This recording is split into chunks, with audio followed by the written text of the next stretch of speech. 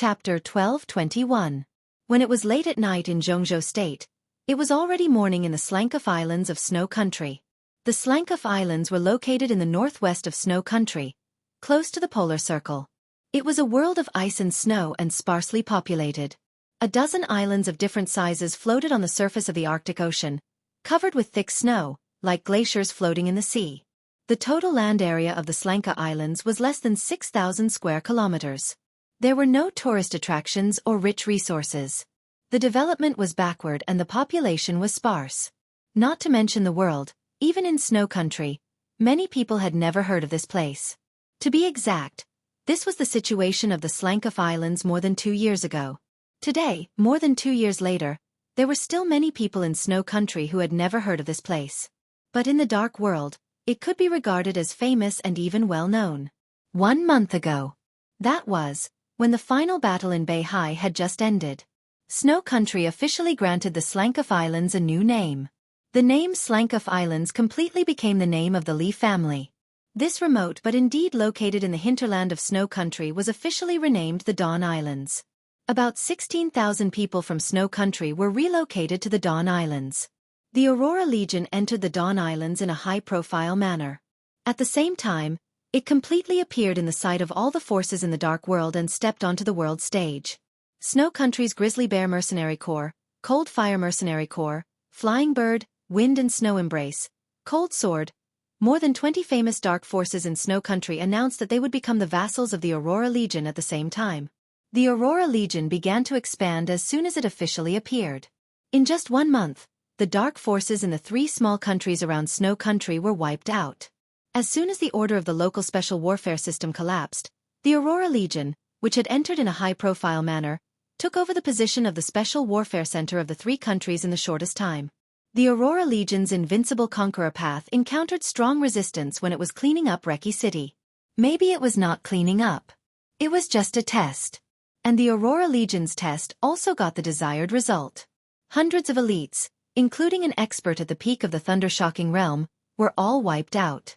The Snow Dance Corps rushed directly into Snow Country.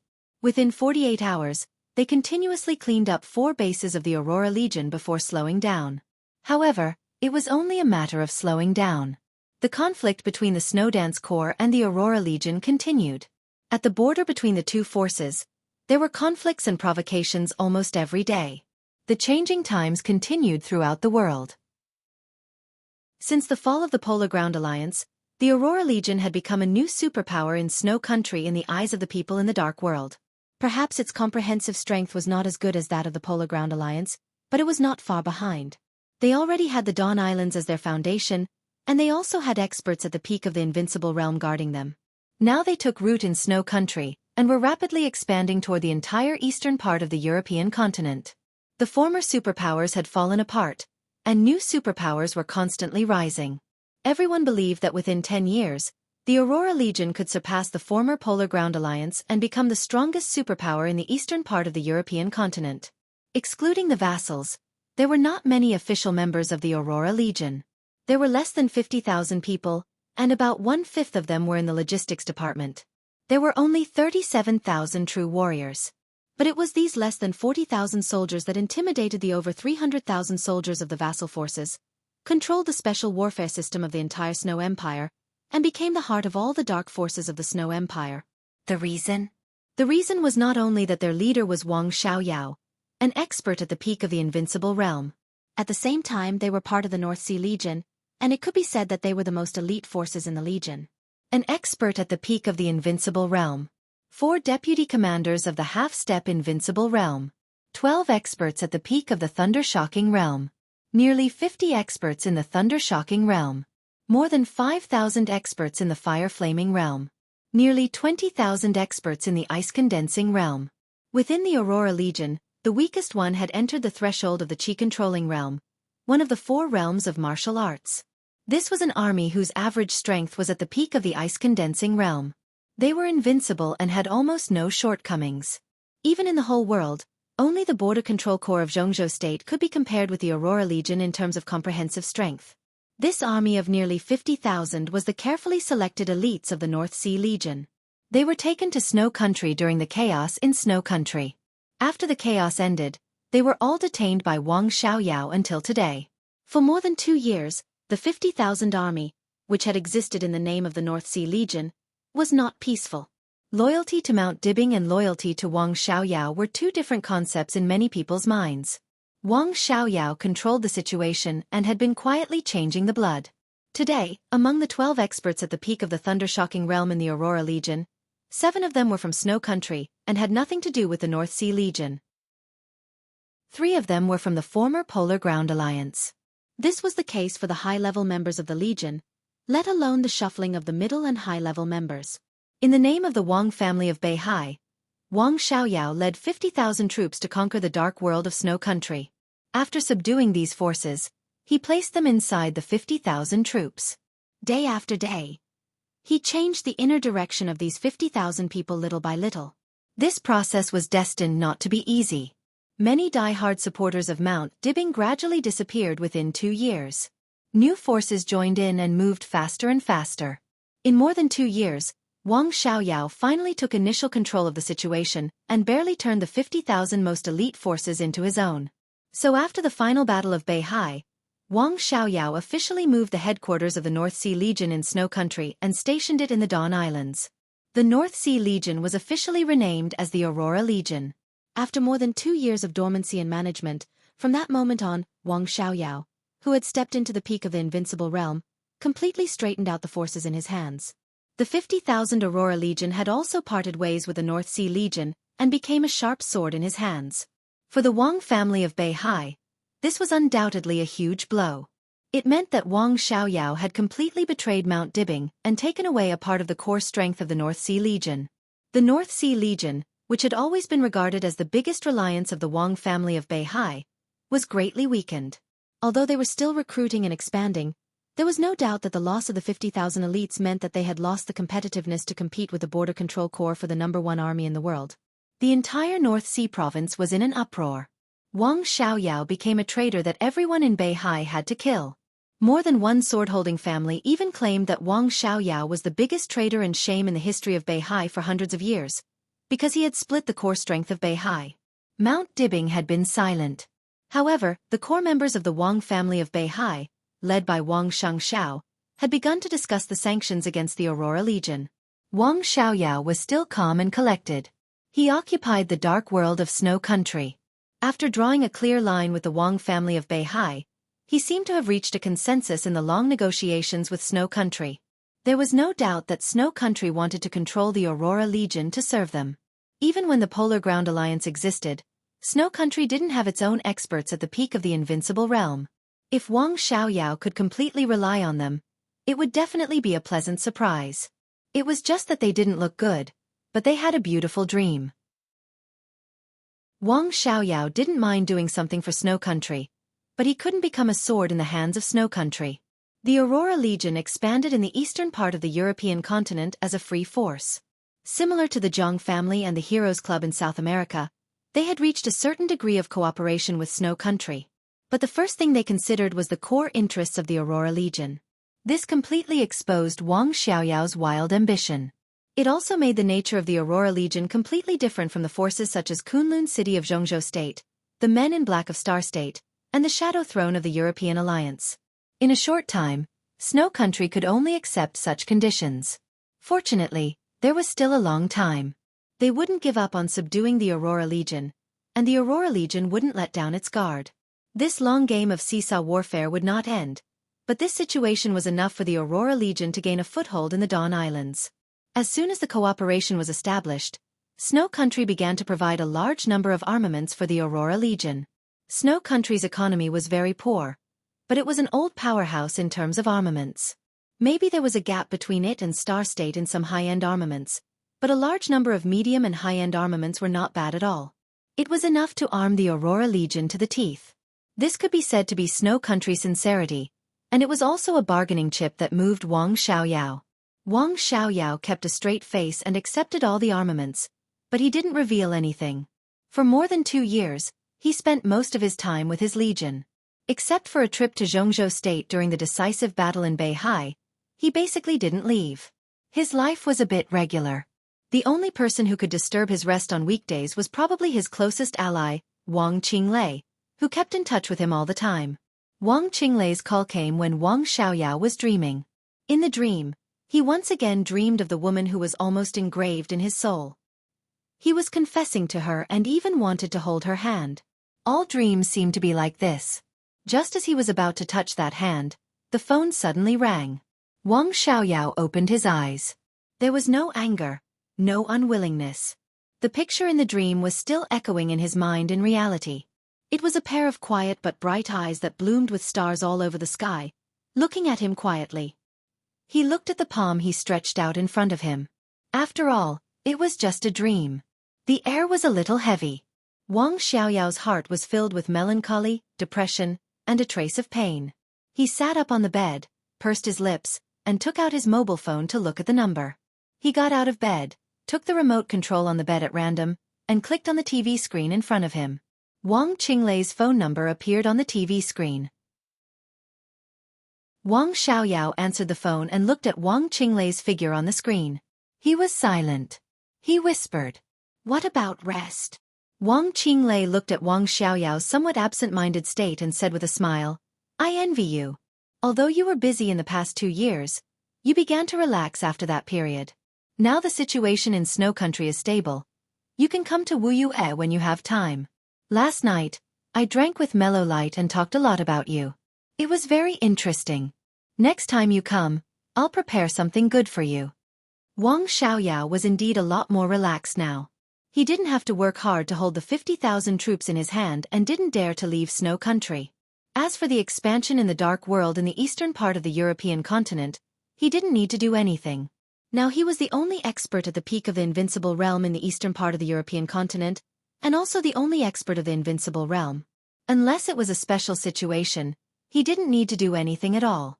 The 4 deputy commanders of the half-step Invincible Realm of the Aurora Legion could each take charge of a region on their own in this land. Even the 12 experts at the peak of the Thunder-Shocking Realm under their command could hardly meet any decent opponents. At present, only the most elite force of the Border Control Corps could match the 50,000 elites in the world. They were expanding unhurriedly in the eastern part of the European continent. The speed was indeed not fast, but it was extremely steady. Their only opponent was the Snowdance Corps, which was entrenched in the territory of the 5 countries led by Reki City. There were only more than 10,000 people in the Snowdance Corps. At present, there were still 5,000 people in the territory of the Dark Knights in the northern part of the European continent. But these 10,000 people were all from the Thunderbolt Battalion of the Border Control Corps, and their frontal combat capability was no worse than that of the Aurora Legion. At present, although there were occasional frictions between the 2 armies, they both restrained themselves. The Snowdance Corps didn't want to drive Wang Xiaoyao into a corner and kill him. An expert at the peak of the Invincible Realm could play a decisive role in a battle of 10,000 people. No one wanted to force him into a desperate situation. Of course, Wang Xiaoyao would not be so stupid as to take the initiative to attack the Snowdance Corps. The whole world knew that the Snowdance Corps was afraid of Wang Xiaoyao now, because Li Tianlan didn't have time to care about him. Now Emperor Dong's palace already had a plan to expand and establish a dynasty all over the world. America, East Island, Europe, Jianghu State, Tiannan, and a beautiful land. The 5 countries of Reki City, where the Snowdance Corps was stationed, were very mature in all aspects and could generate endless profits every year. This huge profit had played a role as a lubricant, nourishing the relationship between Emperor Dong's palace and the giant group. Therefore, now Emperor Dong's palace was expanding, but Reki City had to be stable. When the situation of Emperor Dong's palace took shape and Li Tianlan was free, the Aurora Legion and Wang Xiaoyao would be nothing. Wang Xiaoyao naturally knew this, but he also didn't dare to provoke Li Tianlan. This was the most aggrieved thing in his heart. But even so, he didn't give up the development of the Aurora Legion. Emperor Dong's palace needed to expand, and it took time to do so. According to Wang Xiaoyao's estimation, it would take at least 10 years for Emperor Dong's palace to become a dynasty. What would happen to the Aurora Legion after 10 years? Wang Xiaoyao thought that he had a chance. Therefore, the situation with the Snowdance Corps was in a stalemate. The Aurora Legion expanded in other directions. Wang Xiaoyao's eyes were more focused on Jianghu State. The election this time also affected his nerves. Whether Wang Qinglei could soar to the sky or not was related to their plan. It was also related to how much support the Aurora Legion could get from Jianghu State in the future. Wang Xiaoyao opened the drawer under the tea table, took out a cigar, and lit it. He said in a low voice, "What's the matter?" Wang Qinglei froze for a moment and seemed to see that Wang Xiaoyao was in a bad mood. He didn't talk nonsense and said directly, "Wenwen just left me." When Wang Xiaoyao looked up, Ji Wenzhang. His eyes narrowed subconsciously. The election was coming. The current flag figure of the Southeast Group, the director of Jianghu State, and the Minister of Supervision suddenly went to Wuxia without any news beforehand. What was he going to do? His nerves tightened. He quickly suppressed the drowsiness and the images in his dream. He said in a low voice, "Inspection? Inspect what? Wuxia has been developing steadily in the past few years. What needs the director of the Ministry of Supervision to come down and inspect?" Chen Fengqing came to Wuxia just before he died. Wang Qinglei snorted and suddenly sneered. "I think he wants to start a fire. Can he stand it?" Wang Xiaoyao thought and asked quickly. "It's hard to say. As long as you dig deep, there will be more or less problems in any place." Wang Qinglei said with a solemn expression, "I'm afraid that Guofeng is going to leave in advance. He has bad intentions." Wang Xiaoyao's body tightened slightly. Mu Guofeng was one of the directors of Wuxia and the Minister of Supervision. Ji Wenzhang could be said to be his immediate superior. The personnel of the Ministry of Supervision had its own system. If Ji Wenzhang transferred Mu Guofeng, what position would he arrange for him? Mu Guofeng could be said to be Wang Qinglei's confidant. He had always been in line with Wang Qinglei. If he was transferred at this time, if the position was not ideal, it would undoubtedly tell the whole Wuxia that the Southeast Group had made up its mind. Whoever they wanted to touch, Wang Qinglei could not be protected at all. If things developed to this point, Wang Qinglei would undoubtedly be in danger. At this time, it was time for Wang Qinglei to fully control Wuxia. This was a big gift to the Prince Group in exchange for his further progress. If he could not control Wuxia, this big gift could easily become a huge bomb. The final position of Mu Guofeng was just the first problem. The second problem was who would take over Mu Guofeng's position after he left? Ji Wenzhang personally took action. The new candidate was very likely to be a bomb that the Southeast Group intended to blow Wang Qinglei out of Wuxia. If this candidate could not be controlled, for Wang Qinglei, he could be in trouble at any time. So now Wang Qinglei still looked calm and composed, but his situation had become somewhat embarrassing. When facing Li Huaqing and Chen Fengqing, Beihai and the Southeast Group had no time to care about them. They could only let them stir up trouble and poach many of their people. They even sent Di Jiang, an expert of the Invincible Realm, to Beihai prison. That was completely helpless. In the face of huge external pressure, they could only try their best to stabilize the internal situation. After the final battle of Beihai, although the Wang family of Beihai suffered extremely heavy losses, with the rise of Wang Xiangxiao and Li Tianlan, and the death of Chen Fengqing, the Wang family of Beihai had recovered. Without external pressure, they naturally had to deal with the internal traitors. Wang Qinglei, Wang Xiaoyao, they all had to be dealt with sooner or later. Now Wang Qinglei's situation was extremely delicate, and even his current competitors were not very clear. The one in Sinan City was Wang Qinglei's opponent, but only in the context of the Prince Group. And as a director, his biggest opponent was Yi Dongxing. On the other hand, he also wanted to fight for the position that Wen Siyuan and Hua Vangyang were competing for. At this time, Wang Qinglei was extremely cautious in every step he took. Ji Wenzhang's sudden arrival in Wuxia made Wang Qinglei a little uneasy. "Don't worry too much about Guofeng. I have communicated with Gua Wentian. He will deal with Guofeng's whereabouts," Wang Qinglei said slowly. Wang Xiaoyao narrowed his eyes and understood what Wang Qinglei meant. The other party hoped that he would operate on the candidate to replace Mu Guofeng. It was impossible for Wang Qinglei to get help from the Southeast Group at present. But Wang Xiaoyao was different. Even if he was also notorious in the Wang family of Beihai, after all, he was Wang Tianzong's biological brother and had a wide network. Some old people in the Southeast Group liked him very much. Wang Qinglei hoped to use Wang Xiaoyao's power to interfere with the candidate to replace Mu Guofeng. At least he had to give it a try. Got it. Wang Xiaoyao nodded. I will set off for Jianghu state as soon as possible. Wang Qinglei replied with a hum and rubbed his forehead tiredly. It was obviously another sleepless night for him. He smiled tiredly. That's it. We'll talk about the details when you come. Wang Xiaoyao replied with a hum and hung up the communication. He sat on the sofa in silence, smoking a cigar. All kinds of thoughts kept flashing in his mind. In any case, one thing was certain. It was his inevitable choice to ensure the stability of Wuxia. Similarly, Wang Xiaoyao had to work hard to push Wang Qinglei to go further. Ji Wenzhang lit a flame. And now Wang Xiaoyao was going to completely extinguish this flame. Who was more suitable to replace Mu Guofeng? Who should he find to operate on this matter? Wang Xiaoyao's eyes gradually became clear. He stood up and planned to go for breakfast. It was already morning. However, the Dawn Islands were still pitch black in the polar night. Wang Xiaoyao looked at the night outside and reached out for his mobile phone. His cell phone rang the moment he took it in his hand. It was a phone number that he had saved in his address book, but he had never called before. Wang Xiaoyao's expression was extremely obvious for a moment. This was a call from the Snow Dance Corps. To be exact, it was a call from Li Tianying, the deputy commander of the Snow Dance Corps. Wang Xiaoyao held the phone and lowered his head to think. He didn't answer the phone immediately, and his expression looked extremely cautious. He didn't know what this call meant.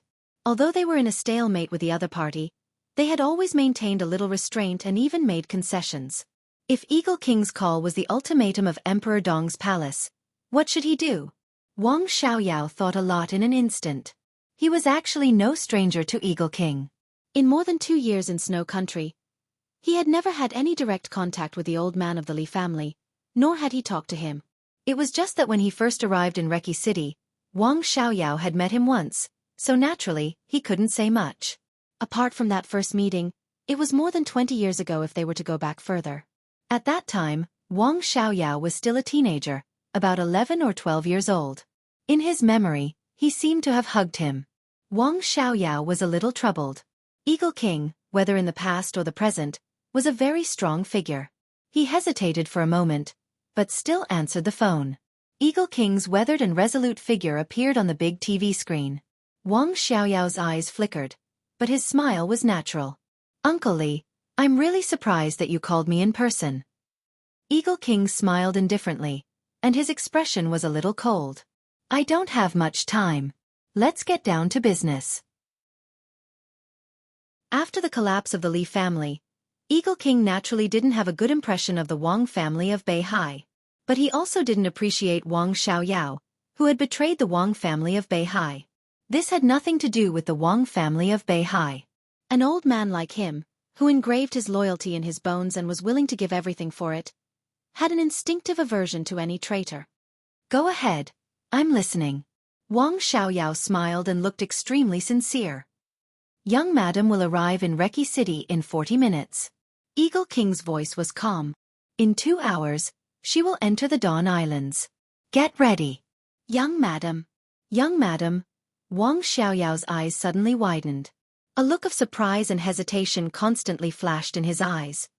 Young madam. His voice became a little dry. Eagle King glanced at him and said expressionlessly, Of course it's Her Highness Qin Wei Bai. You went to Reki City? The private plane shuttled in the dark sky. Qin Wei Bai took off her shoes and curled up on the soft and spacious leather sofa, covered with a blanket. She was obediently reporting her whereabouts to Li Tianlan. Well, I'll land in dozens of minutes, and then I'll go to the Dawn Islands. On the phone, Li Tianlan was silent for a moment, and then he said with a faint smile, Running around all day will get you spanked. Qin Wei Bai's face slightly blushed, looking more and more delicate and dreamy. She smiled coquettishly and said, Then come on. I'm ready. Let's see if you can hit me. Opposite Qin Wei Bai, Gu Xianyan raised her head and looked at her suspiciously. She felt that Sister Qin's tone was a little unusual. Li Tianlan coughed dryly and said, I'll deal with you when you come back. Qin Wei Bai chuckled, and her voice was sweet and gentle. I miss you. Go home immediately after the matter here is settled and accept the punishment, okay? Li Tianlan made a big noise and suddenly thought of something. The Dawn Islands, to meet Wang Xiaoyao? Yes, this is an opportunity. Qin Weibai said softly, I can test him. I just received the news on my way here that Ji Wanzhong has arrived in Wuxia. He attacked suddenly and hid his whereabouts well. In this way, this is a better opportunity. What do you want to test? Li Tianlan asked directly. To see what's on his mind. Qin Weibai narrowed her eyes, and an incomparably bright light flashed across the depths of her eyes. Li Tianlan snorted coldly. What else can he think? Is it because he still wants to do something to you? I should have killed him in Beihai some time ago, but he slipped away so quickly. You look so cute when you're jealous. Qin Weibai was stunned and giggled. I really want to see your expression now. You must be gnashing your teeth in anger, aren't you? Do I have to be calm in the face of someone who thinks about my wife all day long? Li Tianlan sneered and said, I'll kill him sooner or later. Ah, his murderous aura is so strong. I'm scared. Qin Weibai pulled the blanket on her body. Li Tianlan did not speak. Well, don't be angry. I only belong to you. Qin Weibai smiled softly and said, If you want to kill him someday, ask me to come with you. Li Tianlan laughed, and all his unhappiness seemed to vanish. Gu Xianyan looked at Qin Weibai seriously and blinked her big eyes. She thought, is this sweet talk? But isn't it a little strange for a beautiful woman like Sister Qin to coax a man with sweet talk? Do you think there's something wrong with Wang Xiaoyao? Li Tianlan asked casually on the phone. I'm not sure yet.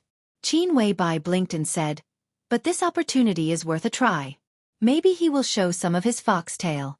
Well, Tianlan, is Li Huaqing still at our house? Yes, Li Tianlan said, but I haven't seen him yet. You can see him. Qin Weibai smiled and said, if possible, mention it to Li Huaqing. He can let Wang Qinglei join the Li family, but it's best to let him stay in Wuxia. Of course, it's just a suggestion. It doesn't matter if it succeeds or not. Li Tianlan was silent for a while and said slowly, what are you suspecting? Just a suspicion. Whether there is a basis or not, I still have to try.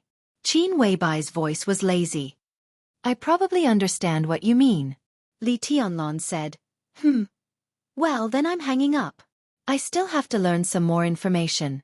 Know yourself and know your enemy, and you will win every battle. Qin Weibai smiled and said. Li Tianlan said, okay. Qin Weibai said "Mua" to the phone, hung up the phone with a smile, and continued to play with the notebook in front of her. Sister Qin. Gu Xianyan looked at Qin Weibai, and her eyes and voice were a little sour. Qin Weibai raised her eyebrows slightly. Is it the teacher's phone call?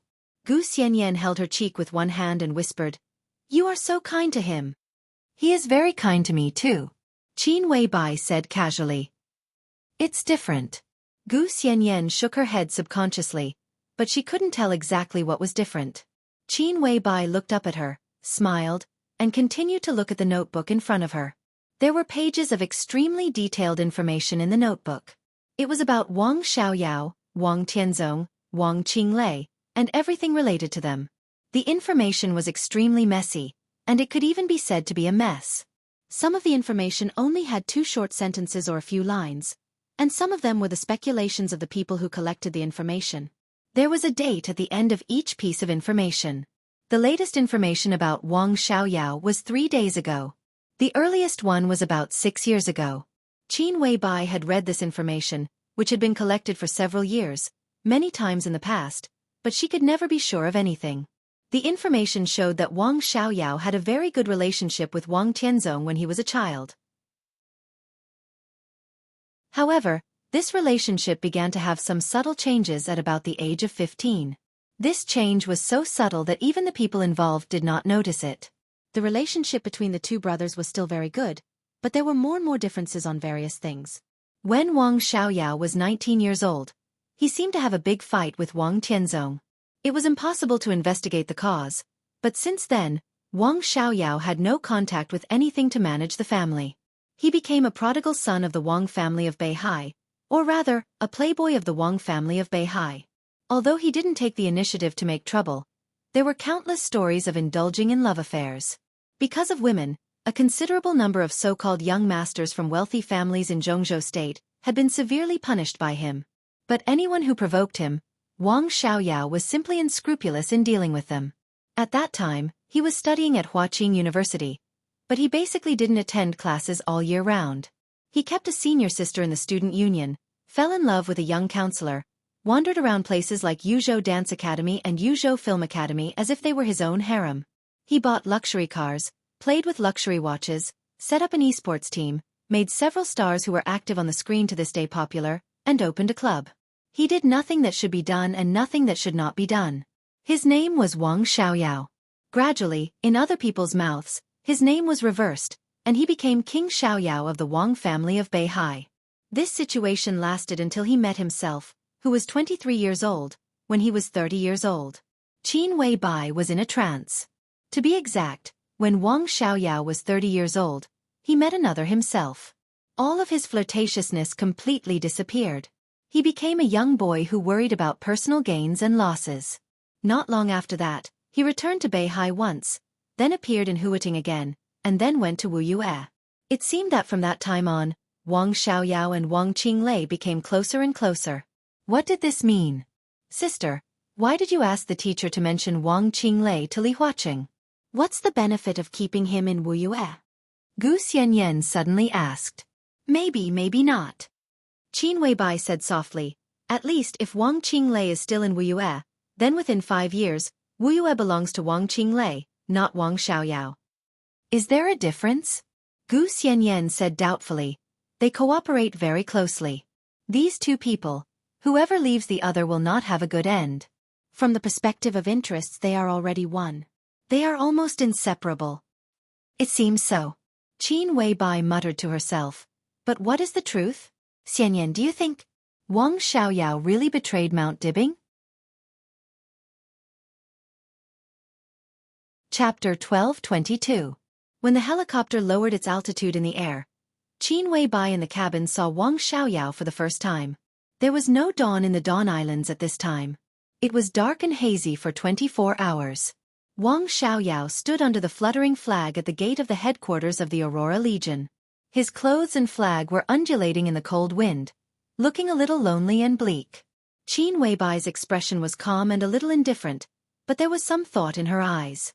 The helicopter landed slowly. Wang Xiaoyao walked over against the roaring airflow caused by the rotors. He looked up at the vague face in the cabin that had appeared in his dreams countless times, and his eyes were a little dazed. The rotors were still spinning, but the speed gradually weakened, became slower and slower, and finally stopped. The door of the helicopter slowly opened, and Qin Weibai, wrapped in a coat and shawl, walked out of the cabin. Gu Xianyan followed her, and Eagle King, the current deputy commander of the Snowdance Corps, was at the back.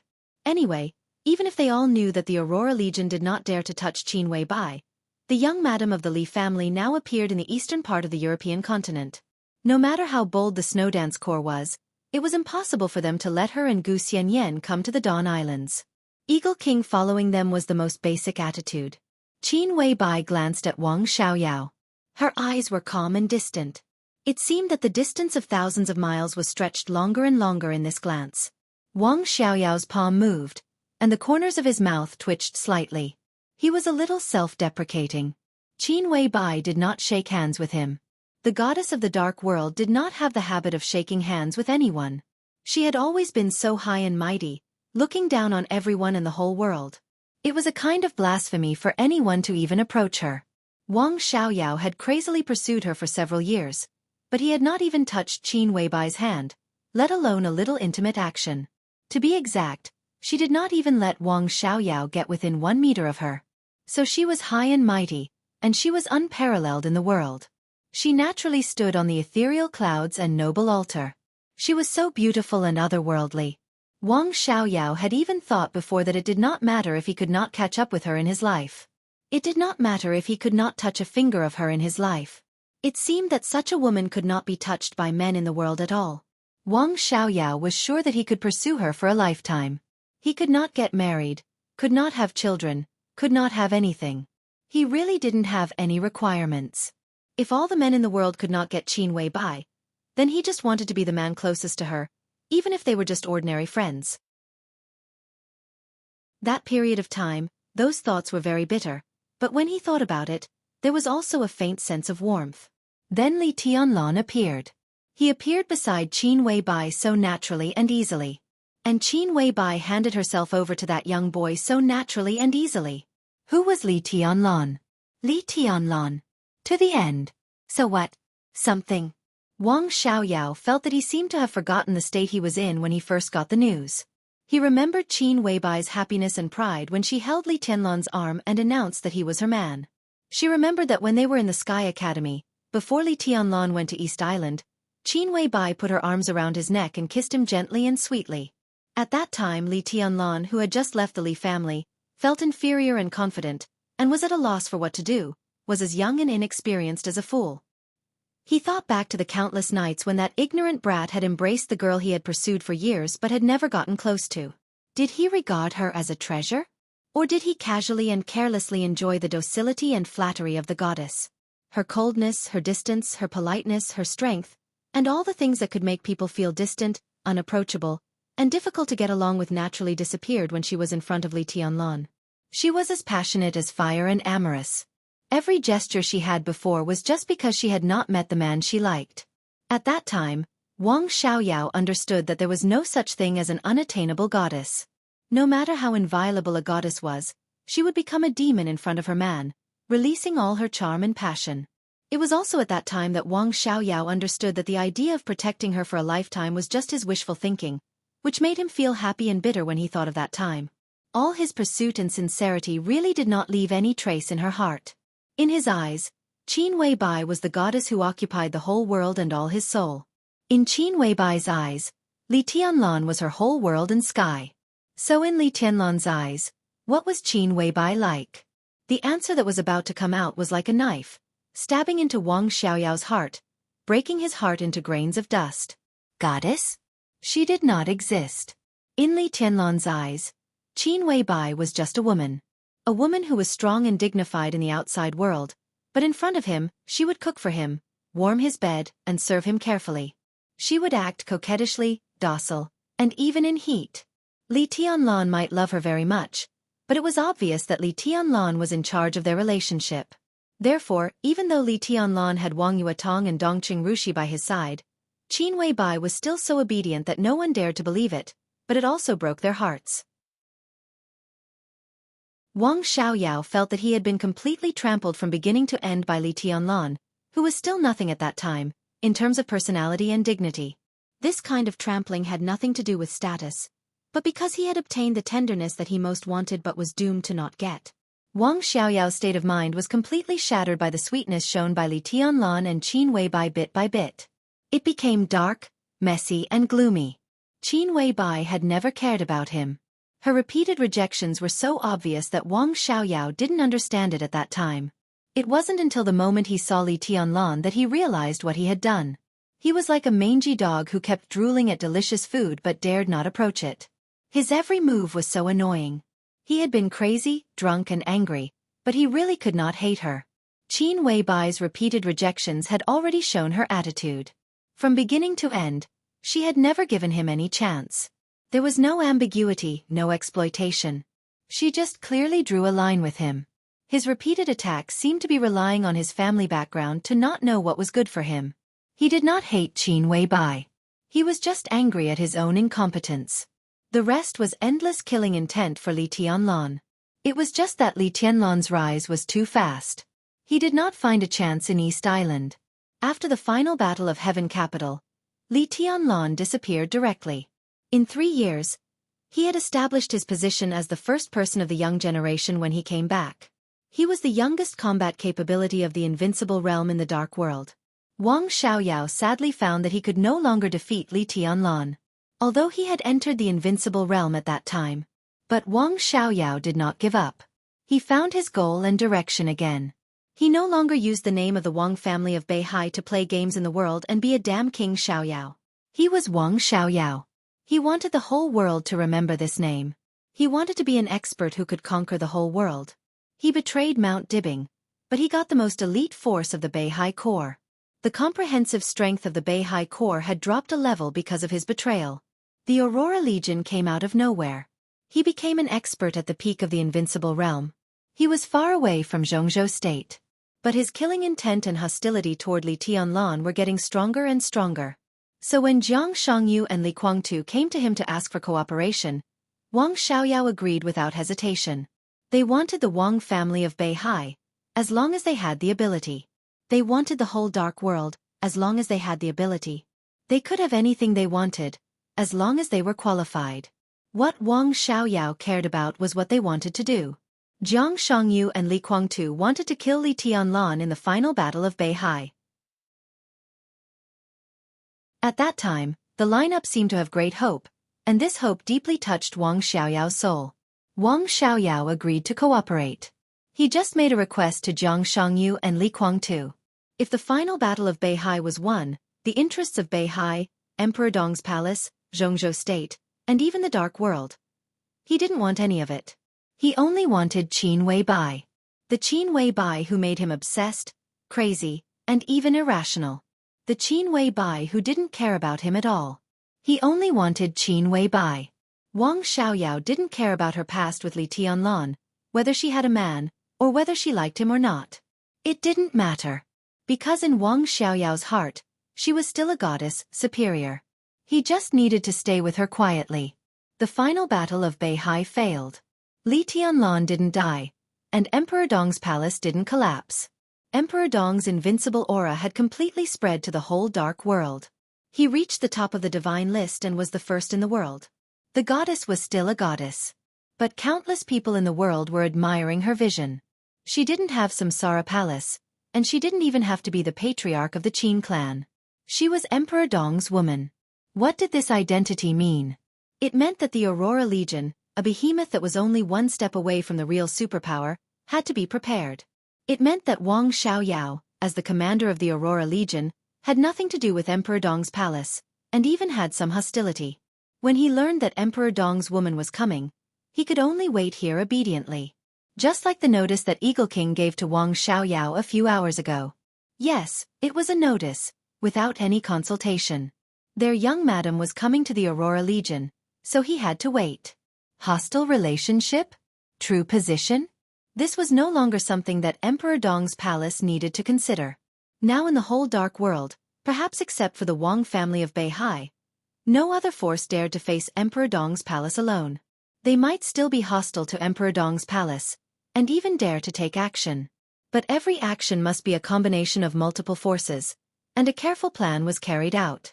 But now, Wang Xiaoyao had no doubt that if anything happened to Qin Weibai in the Aurora Legion, the entire Aurora Legion, the entire Dawn Islands, and even the entire special warfare system of Snow Country would be wiped out by Dong Huang's furious sword light. Even if Wang Xiaoyao ran to any corner of the world, he would be caught and hacked into pieces. Qin Weibai walked out of the cabin and got closer and closer. Wang Xiaoyao gently clenched his fist with one hand and kept exerting force. He looked at Qin Weibai silently, and the pain and sorrow in his heart were overwhelming. He didn't know if it was because of the weather, but his face was a little pale. Long time no see. Wang Xiaoyao forced a smile. Little Bai. Call my name. Or call me Mrs. Li, or Patriarch Qin. Qin Weibai smiled gently, dreamily, with the alienation and politeness that Wang Xiaoyao was familiar with. If you call me that, someone will be unhappy. I don't like it either. Wang Xiaoyao's mouth moved, and he finally couldn't help but smile bitterly. I think we are friends. I don't have friends. Qin Weibai's voice was crisp and clear. Neither she nor she, who was lying in the headquarters of the Lin clan, had friends. She was raised by great master Wu Wei, and it was her senior brother who had lived with her since she was a child. She walked out of Lin and said goodbye to her adoptive father. She exchanged a book of Dongqing Huangtu's martial arts experience for Wei Kunlun, the Nirvana swordmaster of Mount Shu, and the swordmaster became a saint. When Han Donglu was desperate and about to go bankrupt, she helped him out of his predicament and turned over a new leaf, so she had a military counselor. With her own martial arts experience, she helped a female swordsman from East Island to complete her revenge and pointed out her future direction, so she had flaming fire. The 12 supermasters gathered around her one by one. Some of them had been famous figures in the Dark World for a long time, such as General and Azura, who had now joined the Dark Knights. There were also saints and military counselors who rarely appeared and only showed up in rare cases, which were almost incognito. With the 12 supermasters, the Samsara Palace began to officially appear in the dark world. And because of the existence of figures like General Azura, the Samsara Palace always gave people a feeling that it had existed for a long time. But in fact, it was a behemoth that was infinitely close to a superpower set up by a little girl. At that time, there was nothing mysterious about time in front of Qin Wei Bai. She knew exactly what would happen in the future. She knew the secrets hidden by the wealthy families and the weaknesses they dared not expose. This created the Samsara Palace's unique intelligence department in the world, and it also allowed the Samsara Palace's industry to expand rapidly. The Flourishing Age Fund rose at a speed that stunned the whole world. In the second year after the establishment of the Samsara Palace, the financial storm swept the world from the subcontinent. That was the first carnival of the Samsara Palace. The Flourishing Age Fund swept away nearly 400 billion Jianghu dollars in the international financial market in half a year. Han Donglu also became a world-famous legend at that time. Everything in the Samsara Palace looked so incredible. In fact, Qin Wei Bai didn't have any idea about the 12 supermasters at first. She drew a lot of people to her side. Naturally, there were also people who wanted to betray her, coveted her body, and were not convinced by her. At that time, Qin Wei Bai was only 16 years old. She was still a child. No matter how high her IQ was, she was still a child. But when this child's instantaneous outburst was comparable to the peak of the invincible realm, the voices inside the Samsara Palace quickly unified. For the Samsara Palace, she was the master of Samsara Palace and also Qin Wei Bai. This was the core secret of the Samsara Palace. Similarly, she was the most qualified ruler. At least before she met Li Tianlan. She was cold, straightforward, decisive, and had a clear goal. She had the clearest logic of a ruler, but she had no feelings. So Qin Wei Bai had no friends. Military counselor, saint, and even flaming fire. In her eyes, they were all subordinates and pawns. Li Tianlan was her man. That was all he needed. Wang Xiaoyao looked at him silently for a while, then slowly turned sideways, reached out to the villa behind him, and whispered, "Miss Qin, please." It was impossible for him to address Qin Wei Bai as Mrs. Li, which clearly confirmed her fate. Maybe it would make Qin Wei Bai happy, but he couldn't call her that even if he was beaten to death. It's too stuffy inside. Qin Wei Bai tightened the wide shawl on her body, looked around, and suddenly said with a smile, "Do you mind if I take a look at your Aurora Legion?" Wang Xiaoyao shook his head and turned to lead the way.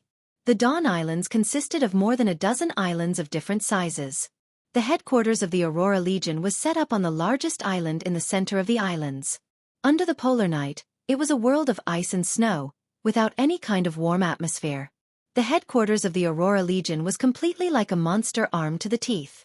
In the distant night, intense but indistinct gunshots could be faintly heard. Countless assault boats were shuttling between the islands. The headquarters of the Aurora Legion was equipped with the most advanced automatic weapon system in Snow Nation. With a push of a button, concentrated firepower could cover every island and every corner of the Dawn Islands with less than 2 centimeters of error. Many roads in the headquarters were still in the process of construction. There were very few patrols and guards here. It seemed that all the defense work had been handed over to the surrounding islands. Therefore, under the curtain of night, the headquarters was dead silent, like a graveyard. It seems that the Aurora Legion is developing well. Snow Country is still very welcoming to you. Is this the famous U9? Qin Wei Bai asked with a smile as she casually walked in the headquarters of the Aurora Legion. She looked at the cold and silent island and observed the weapon arrays arranged everywhere. It's the U10, codenamed Red Eagle. It's more stable than the U9, and it's loaded with 5 more weapon arrays. Its attack is more comprehensive. One of them is a laser weapon array that's not very mature. It can instantly produce a high temperature of more than 5,000 degrees. It's a trump card. Wang Xiaoyao said softly. The U9 automatic weapon system was a topic that Snow Country had been working on in recent years. The arrival of Wang Xiaoyao brought a lot of variables to this topic. He provided some information about the automatic weapon system of the Wang family of Beihai to Snow Country, and helped them break through many technical bottlenecks. The U10 could be regarded as an upgraded version of the U9. There was no qualitative change, but its firepower was more powerful. It could be said to be one of the core technologies of Snow Country at present. 5,000 degrees. Qin Weibai murmured to herself. Jianghu State, Star State, England, Germany, and the Wang family of Beihai had broken through the bottleneck of laser weapons 10 years ago. A few years ago, they began to tentatively apply it to various cutting-edge armaments. At present, it was far from mature, but it could definitely be said to be advanced. At present, the biggest advantage of laser weapons was the absolute firing speed and the instantaneous high temperature. However, it was not realistic to maintain the absolute firing speed, and it was not very stable. Therefore, all countries studied high temperature. The application of advanced weapons undoubtedly further reduced the role of super experts. What did a high temperature of 5,000 degrees mean? Fire-flaming realm experts could ignite flames out of thin air.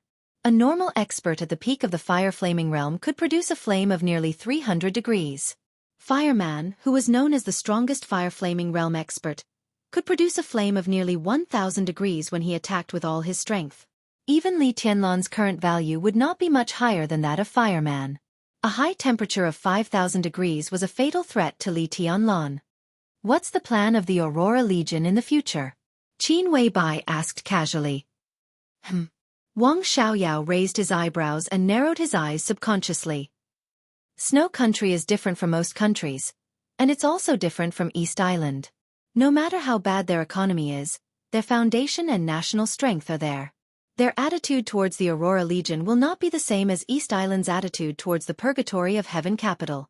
You are now in the honeymoon period of cooperation. They will support you and send you armaments. Behind these gifts, there may be a chronic poison. They will definitely try to conquer the Aurora Legion and conquer you for their use. So although the Aurora Legion is developing well now, it has no prospects. It's like a castle in the air. What are your plans for the future? Qin Weibai said slowly, you need a backing that can support all your actions.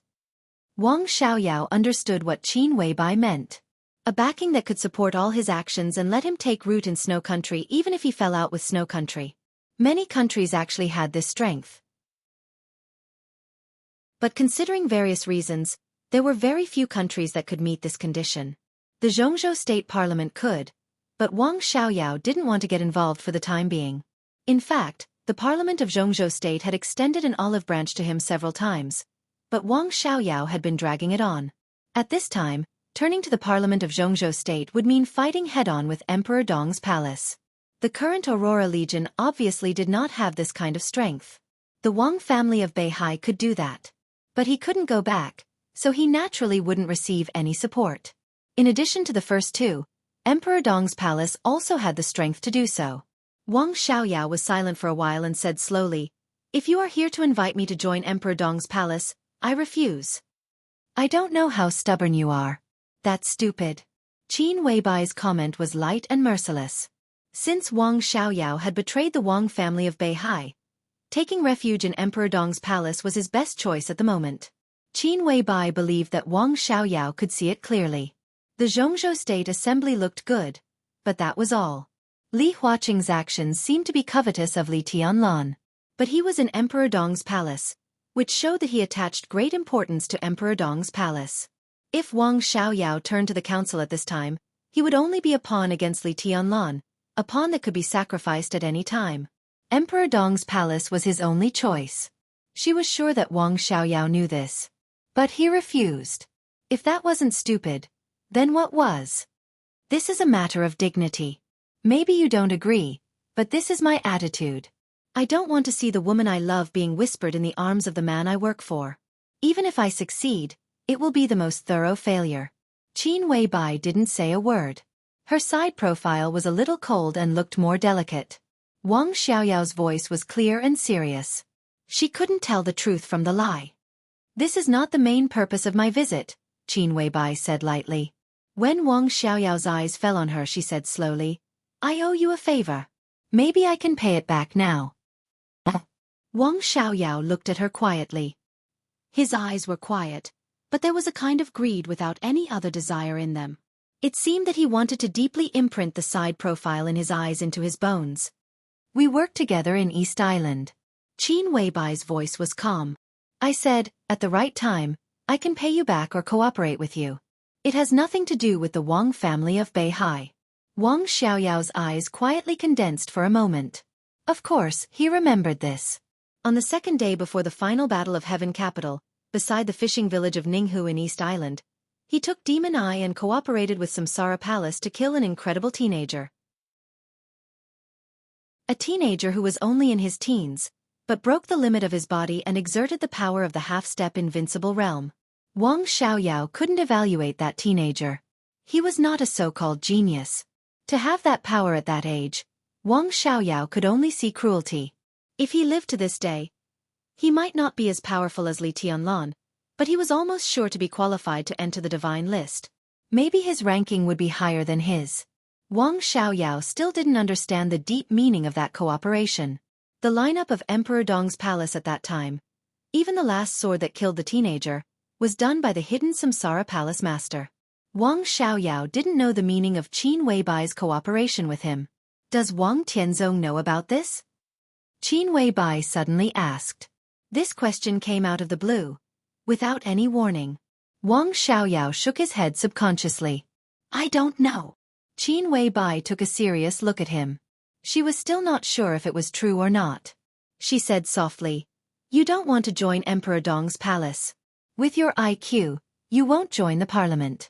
Then your life here is destined to be difficult. In the final battle of Beihai, you cut off one of Xianxia's arms. She will soon enter the peak of the invincible realm. At that time, she will come to you to get back at you. I'm welcome at any time. Wang Xiaoyao smiled very naturally. He might not be able to catch up with Li Tianlan's realm in this life, but he had never been afraid of anyone in the same realm. Every move of the Dark Knights will cause a chain reaction in many ways. You don't join the parliament or Emperor Dong's palace, but you can't give up Jianghu state. As long as you have chips in Jianghu state, you have the hope of playing games with all parties here. Qin Weibai's eyelashes trembled slightly. Wang Qinglei is under a lot of pressure, right? Does he want to go further? Wang Xiaoyao's eyes lit up for a moment. He nodded and said yes. In return for that year, I will persuade Tianlan. The power of the new group will support Wang Qinglei as the new director. Qin Weibai's beautiful and ruddy lips raised a little bit. It's just that the relationship between the academy and the new group is tense, and Minister Dongqing's attitude is also very obvious, which will make everyone feel uneasy.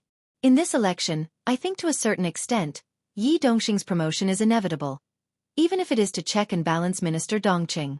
This is the general trend, and it's hard to reverse it at present. Wang Xiaoyao certainly understood this truth, which was also what made Wang Qinglei feel stressed recently. But if he got the support of the new group, Wang Xiaoyao's voice was a little expectant. Do you want to push Qinglei into the cabinet?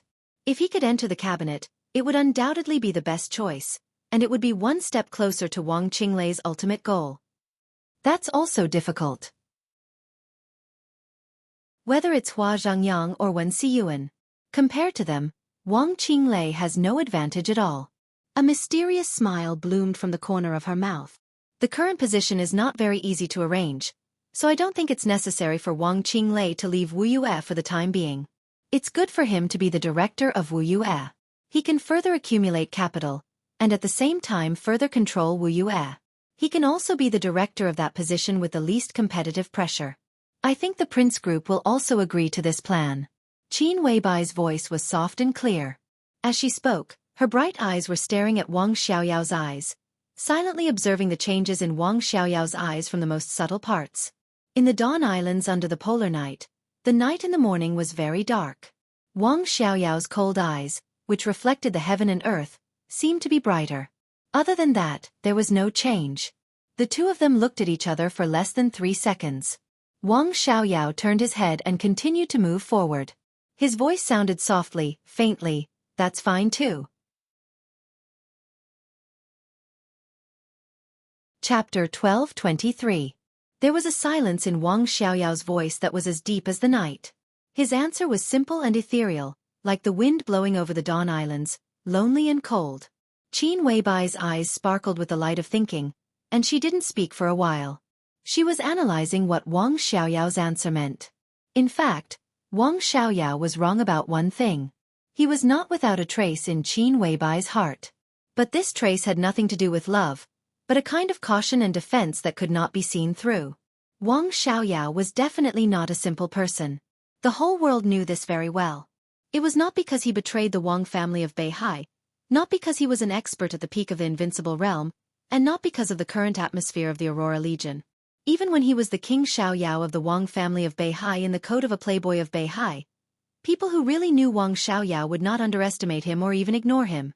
Wang Xiaoyao's EQ was extremely high. When he met Qin Weibai, he did a lot of seemingly absurd things in Jianghu state. But the reason why those things were so famous was not because they were really rebellious, but because he was Wang Tianzong's younger brother. Many things seemed inconceivable when it came to him.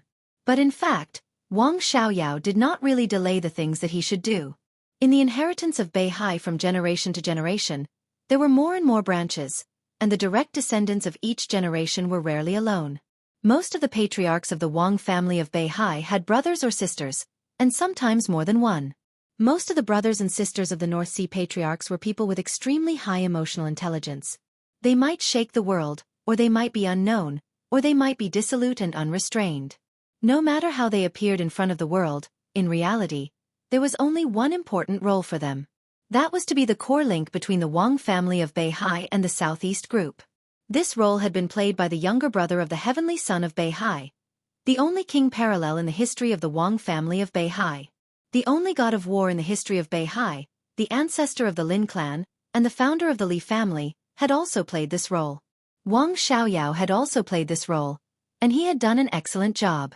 The Wang family of Beihai was the top wealthy family in the world, while the Southeast group was the top group in Jianghu state. To some extent, there were innate differences and conflicts between the two groups. Under such circumstances, a person who could absolutely guarantee the interests of the Wang family of Beihai, walk among the many tycoons of the Southeast group without being ostracized, harmonize the relationship between the two sides, and construct a unified position between the two sides was extremely important. This was definitely not a responsibility that ordinary people could bear. It was not an exaggeration to say that those who were qualified for this position were all geniuses who were smooth and slick in all aspects. It was no exaggeration to say that people who could be in this position. This was also the biggest bargaining chip of his betrayal. The current Wuxia governor Yu Chuanguang was just a representative. There were also some elite forces within the Southeast group that had been pushed out and began to gather around Wang Qinglei. They were also Wang Xiaoyao's core team. Under such circumstances, even if he betrayed the Wang family of Beihai, there were still senior members of the Southeast group who were willing to speak for him. Wang Qinglei even had to rely on Wang Xiaoyao to intervene in the affairs of the supervisory department of Wuxia through the connections of the Southeast group at this critical moment. There were also Wang Xiaoyao's men in several major sword-bearing families in North Sea. The damage that his betrayal brought to the Wang family of Beihai was self-evident. The deeper impact might not break out until a few years later. How could a person who could do this be mediocre? However, did Wang Xiaoyao really betray Mount Dibing? Qin Weibai did not dare to confirm this, but she had to verify it. In that memory that had already passed, Wang Xiaoyao died in the hands of Li Guangtu. Calculating the time, it should have happened in the autumn of next year, but this was obviously unlikely to happen now. Wang Xiaoyao's death during that time also accelerated the rise of Li Tianlan in the Wang family of Beihai, consolidated his position in the Wang family of Beihai, and successfully replaced Wang Xiaoyao. That was why Li Tianlan was stationed in Jianghu state on behalf of Mount Dibing. At the beginning of the second year after Wang Xiaoyao's death, he met Gu Xianyan, who also represented Kunlun city in the world. After Wang Xiaoyao's death, Wang Tianzong did not seem to have any special reaction. Some people said that it was because Wang Xiaoyao had rebelled long ago, so Wang Tianzong killed him with a borrowed knife. Some people said that Li Tianlan was eager to be promoted, so he cooperated with Li Guangtu. The truth was confusing. Even in the end, Qin Weibai did not figure out what was going on, which directly led to Qin Weibai's lack of confidence in Wang Xiaoyao's future. Wang Tianzong and Wang Xiaoyao. What was the relationship between them? After the chaos in Snow Country, did they really turn against each other? For power, for status, and to some extent for herself? Qin Weibai wanted to confirm it many times, but she could not. She was sure that Wang Xiaoyao's feelings when he pursued her were real, but it did not mean anything. If Wang Xiaoyao really turned against Mount Dibing, she might be one of the reasons, but it should not be the whole reason. But on the other hand, if Wang Xiaoyao did not turn against Mount Dibing, her reason could definitely be a perfect excuse. Everything that Wang Xiaoyao had shown so far had no flaws. He personally tore apart the core strength of the Wang family of Beihai, and even left a huge hidden danger to the future of the Wang family of Beihai. This kind of damage was real. This might be a real betrayal. Similarly, a situation without any flaws might mean that it was a flawless game. If Wang Xiaoyao did not betray Mount Dibing, then what did all this mean now? What was Mount Dibing plotting? What would the consequences be? Every step of the development of Emperor Dong's palace was the key. At this time, Qin Weibai kept the highest level of vigilance and defense against the Wang family of Beihai. There was no need to emphasize the foundation and strength of the Wang family of Beihai. If Wang Xiaoyao's betrayal was a trap made by Mount Dibing, then no matter from which standpoint, no matter what they were plotting, Emperor Dong's palace was a part that they could not ignore. They would definitely find a way to drag Emperor Dong's palace into this trap. Maybe Wang Xiangxiao or Wang Xiaoyao would do it. At that time, what awaited Li Tianlan might be eternal damnation again. Reorganizing the Li family, fighting against Jiang Shangyu, suppressing Gu Xingyun, and the parliamentary game were all Li Tianlan's problems. The talents and strength of Emperor Dong's palace were enough to deal with these problems. As for Qin Weibai, she had to keep an eye on everything of the Wang family of Beihai. Now they seemed to have taken no action, but maybe they were the most dangerous. Therefore, it was imperative for them to test the waters this time. Wang Qinglei was now in a critical period. His staying or leaving in Wuyue might really reflect Wang Xiaoyao's attitude. But Wang Xiaoyao had no attitude. A simple sentence was fine. He did not reveal any flaws. Was there really no flaws? Qin Weibai was thoughtful. To be honest, if Qinglei stays in Wuyue as a director, he won't gain much. It's not unprecedented for a provincial speaker to serve as a director, but it's very rare. If possible, I still hope that he can suppress Yi Dongxing. This is also of great benefit to the new group and Minister Dongqing. Wang Xiaoyao said slowly, as if he was fighting for something, but also as if he said it unintentionally. Wang Qinglei did have the capital to compete with Hua Zhangyang and Wen Xiyuan, but obviously, this capital was not enough. The Prince Group did have the plan to continue to promote powerful figures to control the cabinet, but the rise of the new group made this plan only a plan. The most confident was to let Wang Qinglei and Yi Dongsheng compete. Both of them were competing for the position of director and vice president, but in different directions. If Yi Dongsheng became a director, he would be elected vice president, and he would not lose his current position. He would also be the deputy minister in the army headquarters, only after Dongqing Wudi. After becoming a director, he would become Dongqing Wudi's strongest opponent in the army headquarters, and he was fully qualified to disrupt Dongqing Wudi's layout.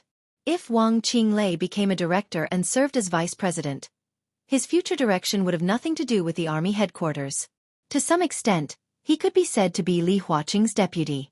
Of course, from another perspective, he could also be said to be Li Huaqing's main opponent. The relationship between the new group and the academy was tense. Li Tianlan had enough reasons to support Wang Qinglei to suppress Yi Dongsheng, which could also make the new group easier in the game with the academy in the future. The new group supported Wen Xiyuan, suppressed Yi Dongsheng, and supported Wang Qinglei. Was it contradictory? Not at all. The advance and retreat were all balanced wisdom. The core was for the interests of the group. The complex entanglement was a problem that every person standing at the peak must consider and operate. Therefore, in the face of Qin Weibai's temptation, Wang Xiaoyao, who did not know if he had already noticed her intentions, calmly put forward his own reasons and requirements. And he was above board, which was also impossible to distinguish.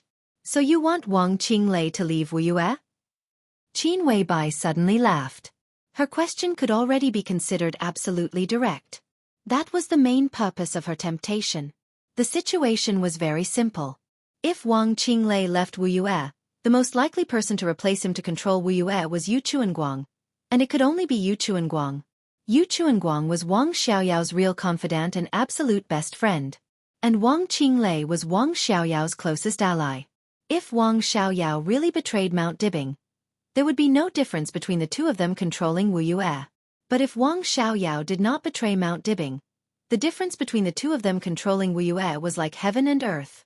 I'm just fighting for the best situation for us, Wang Xiaoyao said with a calm expression. The new group has the strength to do this. If it succeeds, we also have the strength to give you enough returns. After a pause he continued, of course Qing Lei must be on the board. If we can't go up from Yuzhou, it's not unacceptable to stay in Wuxia. Staying dormant for a few years will only make us stronger. Qin Weibai smiled.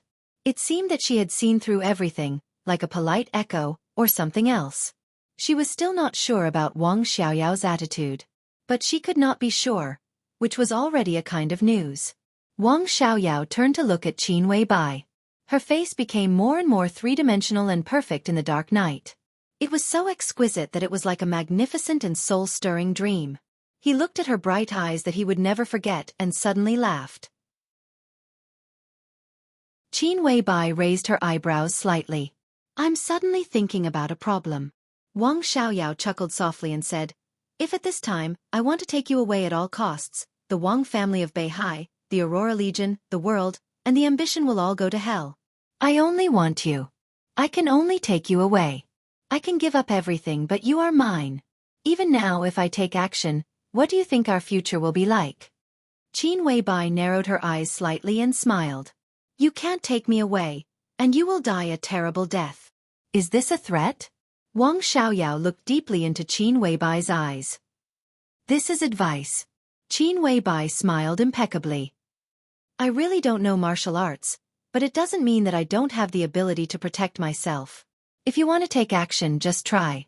If you can't get me, you will only lose everything you have. Maybe it's true. Wang Xiaoyao nodded. But this idea is very tempting, isn't it? I may lose everything, but I may get you, even if there is only a 1 in a million chance. There was a vague sharpness in the cold wind under the night sky. Qin Weibai's eyes flickered, and she remained calm. Do it. She spoke slowly. Wang Xiaoyao suddenly turned around. Qin Weibai was still standing beside him. However, that voice came from behind him. In his sight, another Qin Weibai appeared in Wang Xiaoyao's sight. The white shawl and coat floated in the night wind, not stirring up any dust, like a banished fairy. Wang Xiaoyao subconsciously raised his palm for a moment, but he did not dare to really stretch it out. He suddenly couldn't tell where Qin Weibai was. His perception had been distorted by a kind of spiritual power that was illusory but real. Wang Xiaoyao fell silent. He remembered the first time he met Qin Weibai.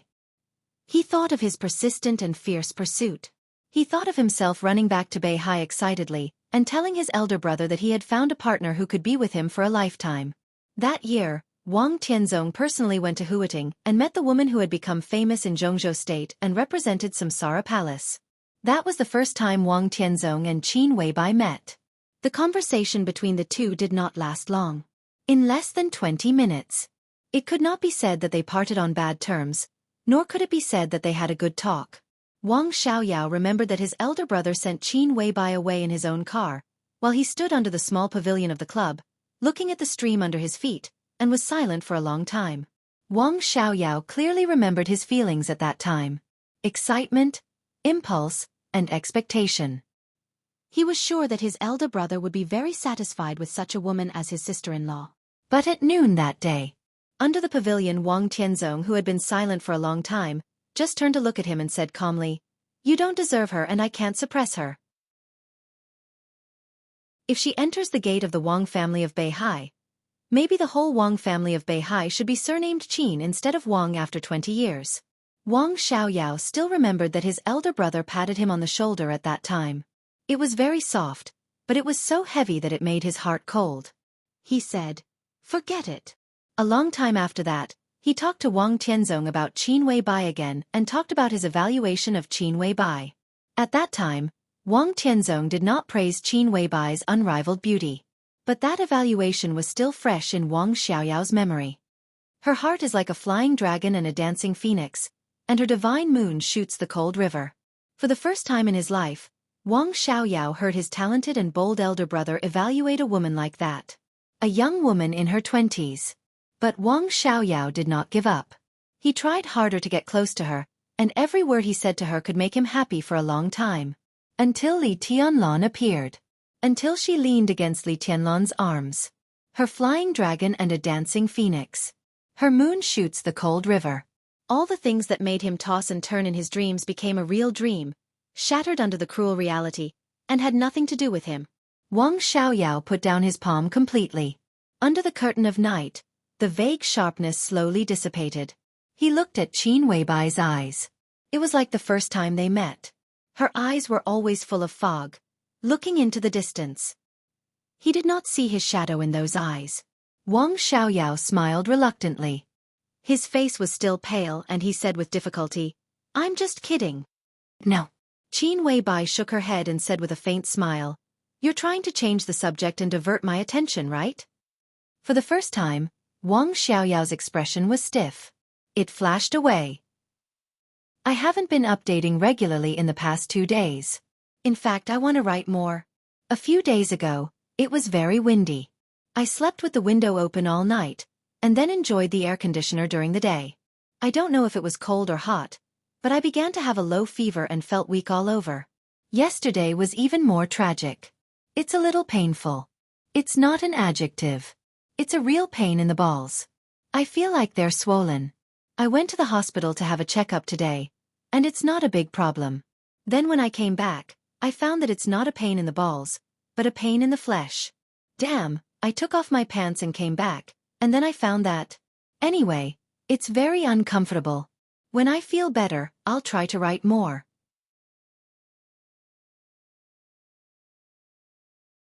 Chapter 12:24. The sound of the rotor disturbed the darkness. The helicopter parked at the headquarters of the Aurora Legion slowly rose into the air and flew away in the roaring sound. He came calmly, but he left calmly. Qin Weibai did not stay for breakfast, nor did she enter Wang Xiaoyao's villa. They talked for an hour and just walked a small circle around the island of the headquarters of the Aurora Legion. After the talk they left. Neat and tidy.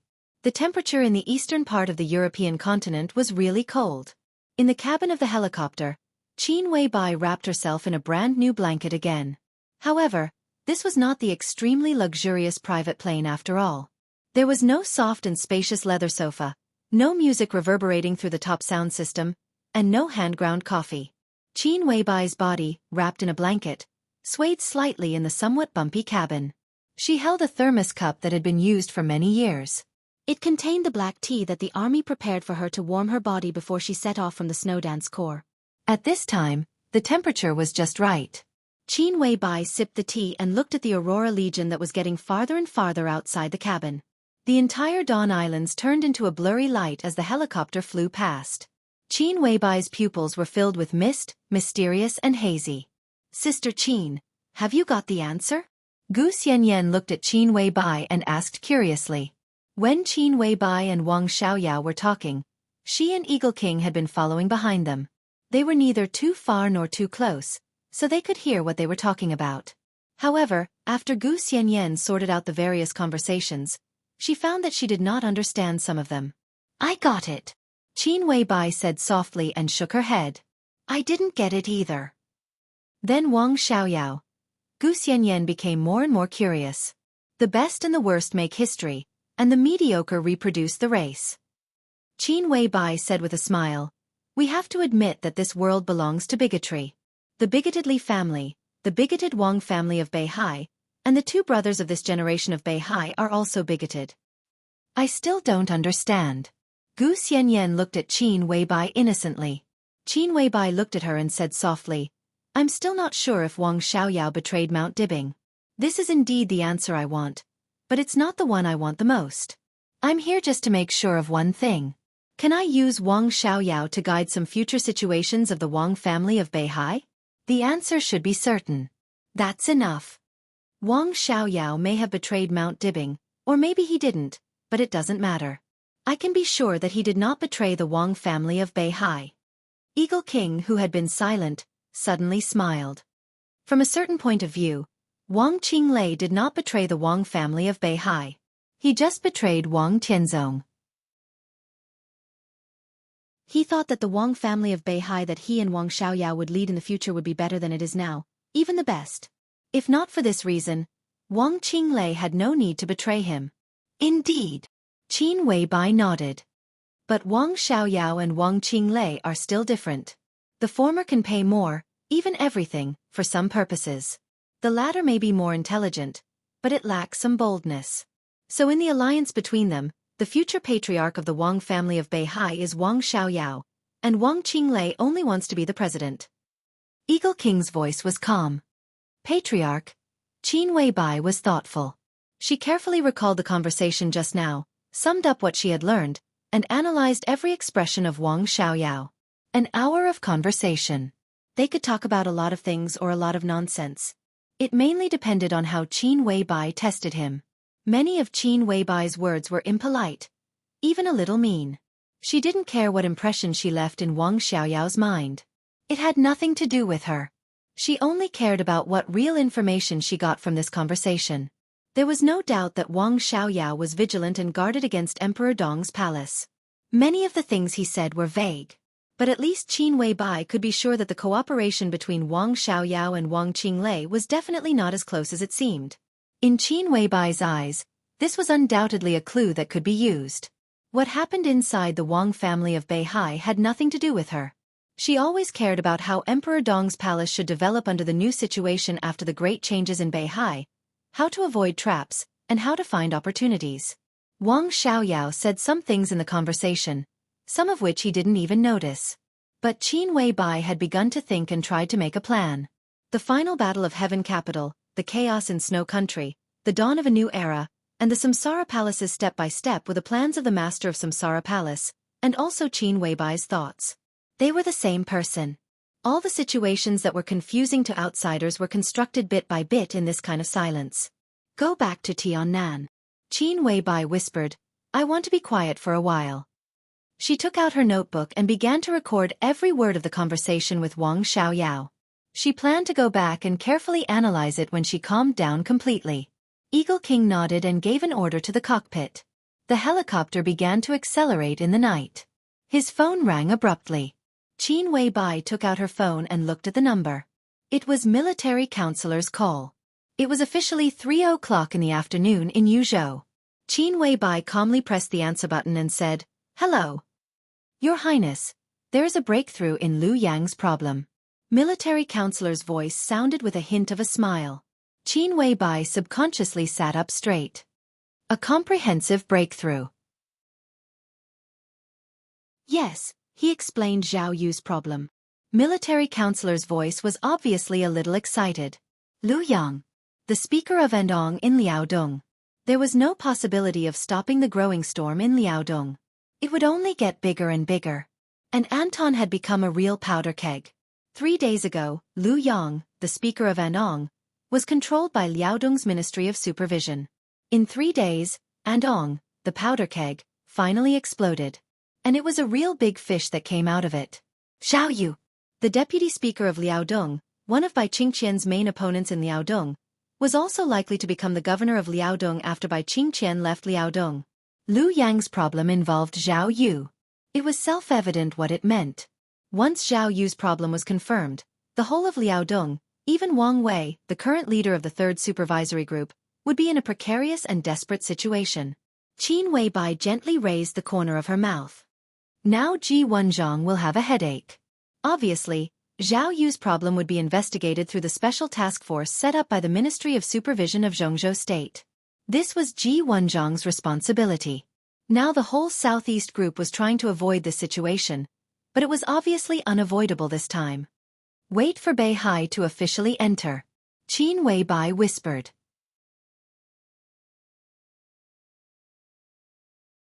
Chapter 1225. Have you discussed this matter with Tianlong? Qin Weibai suddenly asked. Of course, I just called His Majesty. Military Counselor's answer was very calm. Qin Weibai smiled and felt that she thought too much. Emperor Dong's palace was Li Tianlong's, and Military Counselor was also Li Tianlong's chief administrative officer. If anything happened, he would naturally report to Li Tianlong immediately. If Qin Weibai was the master of Samsara Palace, Military Counselor might confuse this order, but now she was just her. They were the same person. She emphasized this matter many times, and so did the master of Samsara Palace. But after all, Not everyone could accept this matter, even if it was the truth. Saint could accept it, because when he first got Dongqing Huangtu's martial arts experience, when he clearly saw his road to the invincible realm, he knew very well who he would be loyal to in the future, not to Samsara Palace, but to Li Tianlan. So his code name was Saint. Horsewoman could accept it, but at the beginning, she might have had other thoughts. Her loyalty came from the little things she had done in the Qin clan over the past 2 years. But this did not represent what others thought. For example, flaming fire. In the heart of the former first supermaster of Samsara Palace, now the Queen of Dark, she had always been a thief who replaced her boss, stole her identity, her man, and her future. The point was that the master of Samsara Palace was willing to do all this. Flaming Fire, who valued her boss more than herself, could not accept all this. Qin Weibai knew that Flaming Fire did not like her. And what was very strange was that she and the master of Samsara Palace were really the same person. The similarity was in all aspects and details. But when Flaming Fire faced them, she could always tell which one was her real boss at first glance. She almost did not hide her hostility, vigilance, and defense against Qin Weibai. So when the chaos in Snow Country ended, when the Eternal Sword fell, and when Qin Weibai successfully replaced the master of Samsara Palace, the sense of powerlessness that had been suppressed in Flaming Fire's heart for a long time broke out completely and turned into boundless anger and despair. She left the Samsara Palace. For more than 2 years, she had no contact with Emperor Dong's palace. All this was meaningless. But she still persisted in a daze. So did Flaming Fire. It was the same for the military counselor. For military counselor, the current Qin Weibai was not the woman who had pulled him out of the desperate situation. If she wasn't, then she wasn't. There was nothing to argue about. There was only one person he was truly loyal to. Not Li Tianlan, not Qin Weibai, but the master of Samsara Palace who was on the verge of death. This kind of loyalty was not the slightest bit fake. The Flourishing Age Fund nominally belonged to him, but in fact, he only held 3% of the shares of the Flourishing Age Fund. The remaining 97% belonged to Qin Weibai, and now belonged to Li Tianlan. Countless share transfer agreements were signed the moment the Flourishing Age Fund merged into Emperor Dong's palace. The Flourishing Age Fund was the source. Thousands of agreements representing countless interests of various groups and fields were eagerly handed to Li Tianlan by military counselor. Now he was the chief administrative officer of Emperor Dong's palace. But for Li Tianlan and Qin Weibai, military counselor was just doing his duty. He had no loyalty. He just wanted to cultivate a qualified chief administrative officer, then retire in peace and travel around the world. He also did not approve of the current Qin Weibai. Of course, he couldn't call her first and then inform Li Tianlan. What did Tianlan say? All kinds of thoughts kept flashing through her mind, and Qin Weibai's voice was a little lower. His Majesty asked me to be careful recently. Military counselor said with a smile. Qin Weibai also laughed. Just from this response, it could be seen that Li Tianlan was now gradually becoming mature. He could also see the real core and key of things. Qin Weibai's somewhat depressed mood began to become a little happy, and her desire to return to Tiannan became more urgent. Yes, be careful. That's my advice too. Qin Weibai said. She and Li Tianlan were naturally not worried about the safety of military counselor. Military counselor was a top expert of the half-step invincible realm. Because of his age, there was no hope for him to break through to the invincible realm. But in today's dark world, except for the dozen people on the new divine list, no one else was a threat to him. They hoped that military counselor would be careful about the industry of the Flourishing Age Fund. I can only say I'll try my best. Military counselor was a little helpless. Zhao Yu will not be the end. Qin Weibai reminded him. I'm afraid that a cornered dog will do something desperate. Military counselor sighed. The problem of Zhao Yu, deputy speaker of Liaodong, could be said to have shocked the whole Zhongzhou state. This was a bloody storm that Bai Qingqian personally set off in the core backyard of the academics. The outside world was praising the courage of this female speaker, and it could also see the tragedy of this confrontation. Zhao Yu would definitely not be the end of the storm in Liaodong. Even in a sense, this was just a starting point. Once the supervisory department of Liaodong broke through Zhao Yu again, there was no doubt that the whole Liaodong would really be turned upside down.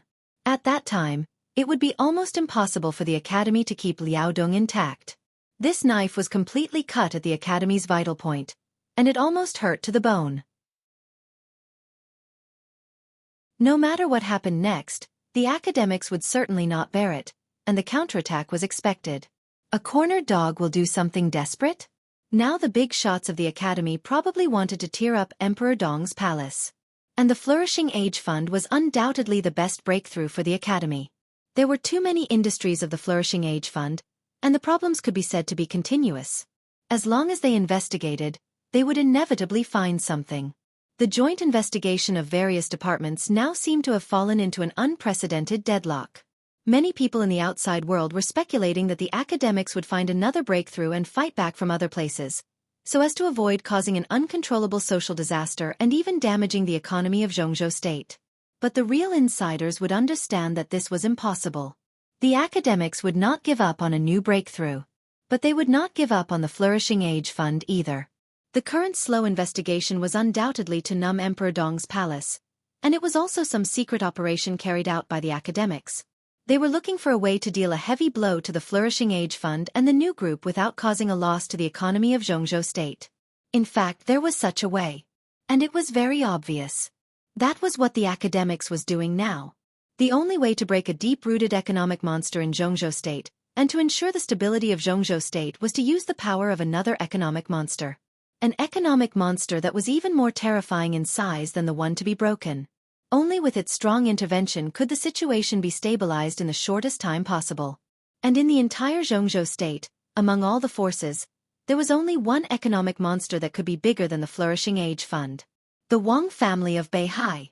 During this time, the academics had been secretly negotiating with Wang Xianxia, hoping that the Wang family of Beihai could take action.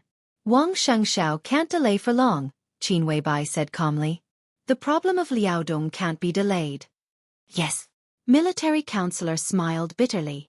I'm afraid I'm going to be very busy. The problem of Zhao Yu in Liaodong was no longer a problem that the supervisory department of Liaodong could fully control. It had to be reported. The supervisory department of Jianghu state was bound to take action for such a problem. The Southeast group, which had been avoiding getting involved in the game between the academics and the new group, could be said to have no way to avoid it this time. Ji Wanzhong would definitely take a stand. His statement undoubtedly offended the academics to some extent. Under such circumstances, how could the Wang family of Beihai refuse to take action against the Flourishing Age Fund? In the eyes of the academics, there was no doubt that the Southeast group and the Wang family of Beihai were already suspected to be on the side of Emperor Dong's palace. And the most important thing was that such a stance would not benefit the Wang family of Beihai at all. The supervisory department was bound to support the storm in Liaodong. And as a condition to ease the relationship with the academics, the Wang family of Beihai would definitely help the academics. This was the same as the new group supporting Wen Xiyuan and suppressing Yi Dongsheng at the same time. The academics would also help the academics suppress the Flourishing Age Fund while suppressing Liaodong. The chaos was ahead. Everyone was making a choice. There was no friend or foe. It was just for themselves.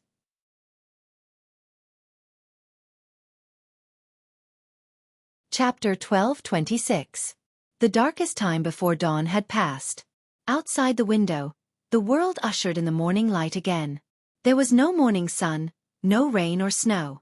Under the hazy sky, the wind was whistling sharply on the window lattice. The light in the study was still on. The tea at hand was the last sip. The cigarette in his hand was the last trace. The information in his hand was the last line. Ji Wanzhong smoked, drank tea, put down the information, and opened the curtain beside him. Outside the window, it was a cold, windy winter day.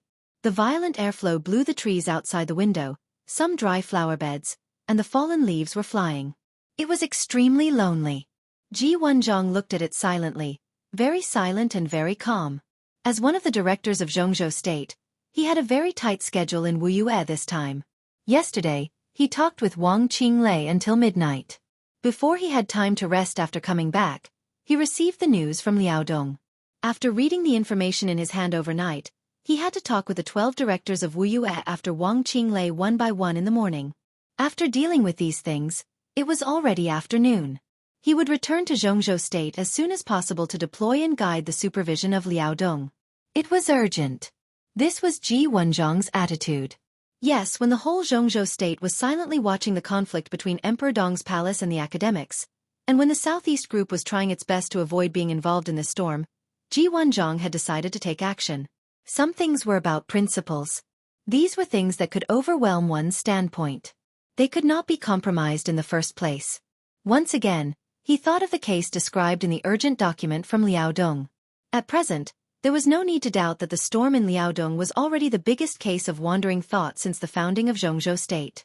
This case was still shrouded in too much fog so far. What was certain was that behind the fog, there was bound to be a more sensational truth. Just a blurry image of the veins was enough to make one's heart tremble. Lu Yang mentioned Zhao Yu, the deputy speaker of Liaodong. And the problems he explained were far more than just Zhao Yu. Using Andong as a springboard to connect halfway and halfway as a transit station to Snow Country. This line had actually existed for a long time. Every country would have some hidden chains in the dark. With a bright identity, they used dark means to contact the shady people abroad and get some tacit benefits. The line in Andong was a chain hidden in the dark in Jianghu state. It was just that this line had existed for too long, so it gradually changed its flavor. Lu Yang had served in Andong for close to 20 years. A few years ago, Bai Qingqian had wanted to transfer Lu Yang to Fengtian as the deputy governor. However, Lu Yang had rejected the offer. According to his confession, he was a nail in Andong, constantly creating benefits for some people behind him. He transported large amounts of food, cigarettes, and wine to the peninsula. At the same time, he sent some young and beautiful peninsula women who lived in difficult living conditions to Liaodong and Snow Country. They could also obtain large amounts of cheap arms and even some heavy industrial goods from Snow Country.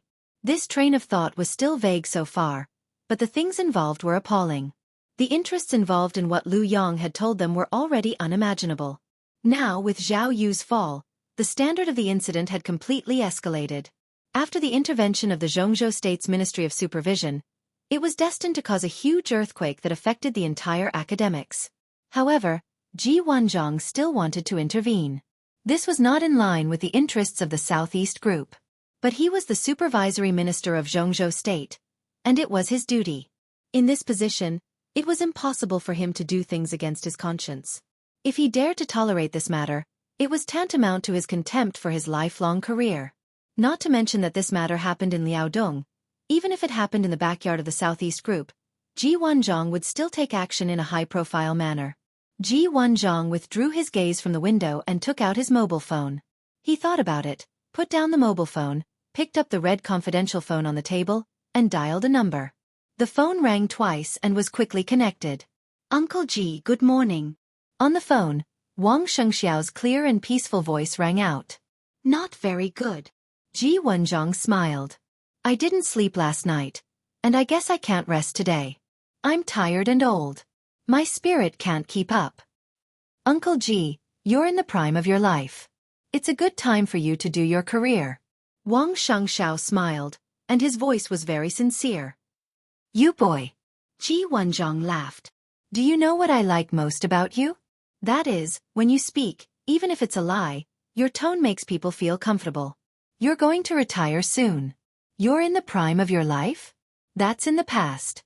Wang Shengxiao chuckled and said softly, "Uncle Ji is in Wuxia? How's the situation in Wuxia?" "I don't see any problems at the moment." Ji Wenzhong pondered for a moment. "Qing Lei is quite cooperative. I told him that I wanted to deal with the Ministry of Supervision, and he didn't say much. He seemed very confident. That's because he knows that it's useless to say anything." Wang Shengxiao said lightly. The Ministry of Supervision itself maintained a certain uniqueness, and the internal personnel would often change.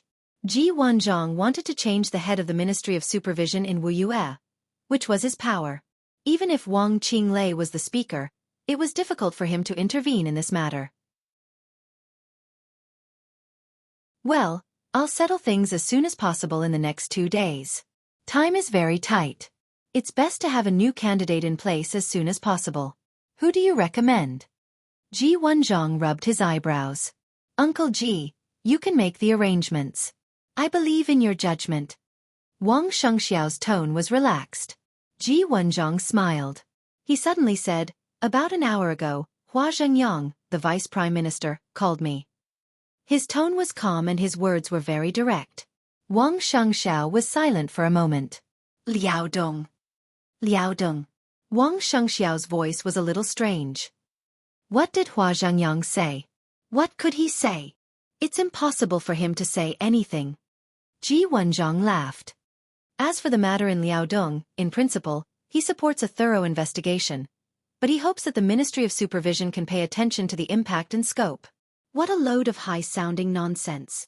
Wang Xiangxiao sneered. It's not nonsense. Ji Wenzhang's tone was a little meaningful. Wang Xiangxiao seemed to be thinking about something or recalling something.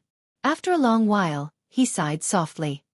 When Hua Zhengyang first became a director, my father said that with Hua Zhengyang's talent, he could manage a place and serve as a governor, which could make the local weather favorable and the world peaceful. But it's a little difficult for him to stay in the core of the court. This person is too attached to the mountain and has a poor view of the overall situation. If he enters the cabinet, I'm afraid he will harm others and himself. In fact, all these years, if it weren't for Li Huaqing, I'm afraid that something would have happened to Hua Zhengyang. Ji Wenzhang did not speak. Without evidence, he could not say anything. Uncle Ji, how did you reply to him? Wang Xiangxiao asked with interest. I didn't say anything. Ji Wenzhang said honestly. In fact, there was something wrong with Hua Zhengyang's call. That was when he read the most critical part of the information, and he was already furious. After receiving Hua Zhengyang's call and listening to his words, Ji Wenzhang really didn't want to talk to him and hung up the phone directly. In fact, if he had called an hour or two later, no matter how dissatisfied Ji Wenzhang was, he would at least pretend to be polite to him after calming down. He would not have ignored him at all. It was just a coincidence that as soon as he hung up the phone, Ji Wenzhang and Hua Zhengyang almost completely fell out. Hua Zhengyang might throw the phone away again. Ji Wenzhang was fearless. He was about to retire, and he had the Southeast group behind him. Even if he retired, he was still one of the spiritual leaders of the Southeast group. At this time, he had no desire and was not afraid of anyone at all. Ha! Wang Xiangxiao laughed unabashedly and said, This is really like your character. Ji Wenzhang shook his head helplessly and did not speak. He looked elegant and usually had a gentle temperament.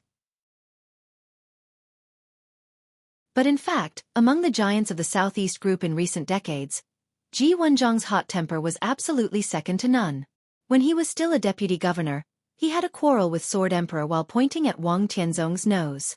He even almost fought with Wang Tianzong, who was young and vigorous at that time. Part of the reason why he could get to this position was Wang Tianzong's courage. Most importantly, Ji Wenzhang's integrity in his bones had won the collective respect of everyone, even those outside the Southeast group. Prime Minister Hua has made a lot of mistakes recently. Wang Xiangxiao said softly, You've heard about the dispute between him and Speaker Bai some time ago, haven't you? Bai Qingqian. Ji Wenzhang pondered for a while. When he mentioned the woman who now set off a monstrous storm in Liaodong, and even tried to shake the foundation of the academics, there was undisguised appreciation on his face. This Speaker of Liaodong had no shortcomings in all aspects. She was majestic and full of courage. Even as a man, most people could not compare with her. Since she joined the new group, it could be said that she had really soared. The loose structure of the giant group itself was a kind of restriction for her. If she had stayed in the giant group, Bai Qingqian might have been able to enter the parliament smoothly in this election. But being a member of parliament was already her end, and it could be said that it was as difficult as ascending to heaven. But now with the rise of the new group, Bai Qingqian was very likely to begin to fight for the position of prime minister in 5 years. In the hundreds of years of history of Jianghu state, there were only 2 real female prime ministers so far. Bai Qingqian had great hope to become the third. 5 years later, if the new group doesn't collapse and I'm not dead, I'm willing to vote for her. Ji Wenzhang said with a smile. At that time, he naturally had no voting right, but his attitude could affect a large number of people in the Southeast group. Wang Xiangxiao laughed it off and said softly, What I want to say is that Hua Ci seems to be too enthusiastic about the matter in Liaodong this time. He is so enthusiastic that he has lost his mind. After a pause, Wang Xiangxiao said softly, Uncle Ji, in your opinion, is there a direct relationship between Prime Minister Hua and the wandering thought case in Liaodong? Direct relationship. Ji Wenjiang's heart shook. He fully understood what this sentence meant. Ji Wenjiang was silent for a long time before he said cautiously, "It's hard to say at the moment." He hesitated and continued, "But you're right. Prime Minister Hua has made a lot of stupid moves recently, and Xiyuan is now in the lead. We need to add fuel to the fire." Wang Xianxia pondered. "So?" Ji Wenjiang narrowed his eyes. "So, I support any decision you make." Wang Xianxia laughed. "Let's enter."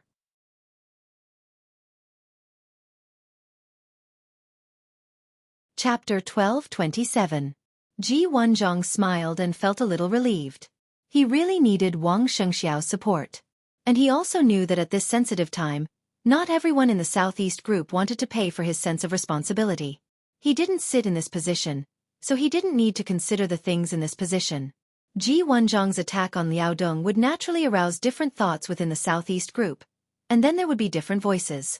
This time was too sensitive. Li Tianlan and Li Huaqing were too sensitive. The conflict between the two sides was escalating. The Southeast group naturally wanted to sit on the sidelines and watch the tigers fight. It was only a matter of time before they entered the arena. But at this time, the storm in Liaodong was not a good time. Ji Wenjiang could predict the pressure brought by the voices within the Southeast group. Therefore, the support of Wang Xiangxiao, the patriarch of the Wang family of Beihai, was extremely important. With his attitude, the voices within the group would have a new balance. What about Xiyuan? Ji Wenjiang asked. When Xiyuan preferred to play it safe now. The election was getting closer and closer, and Hua Zhengyang was obviously a little anxious, so he kept making stupid moves.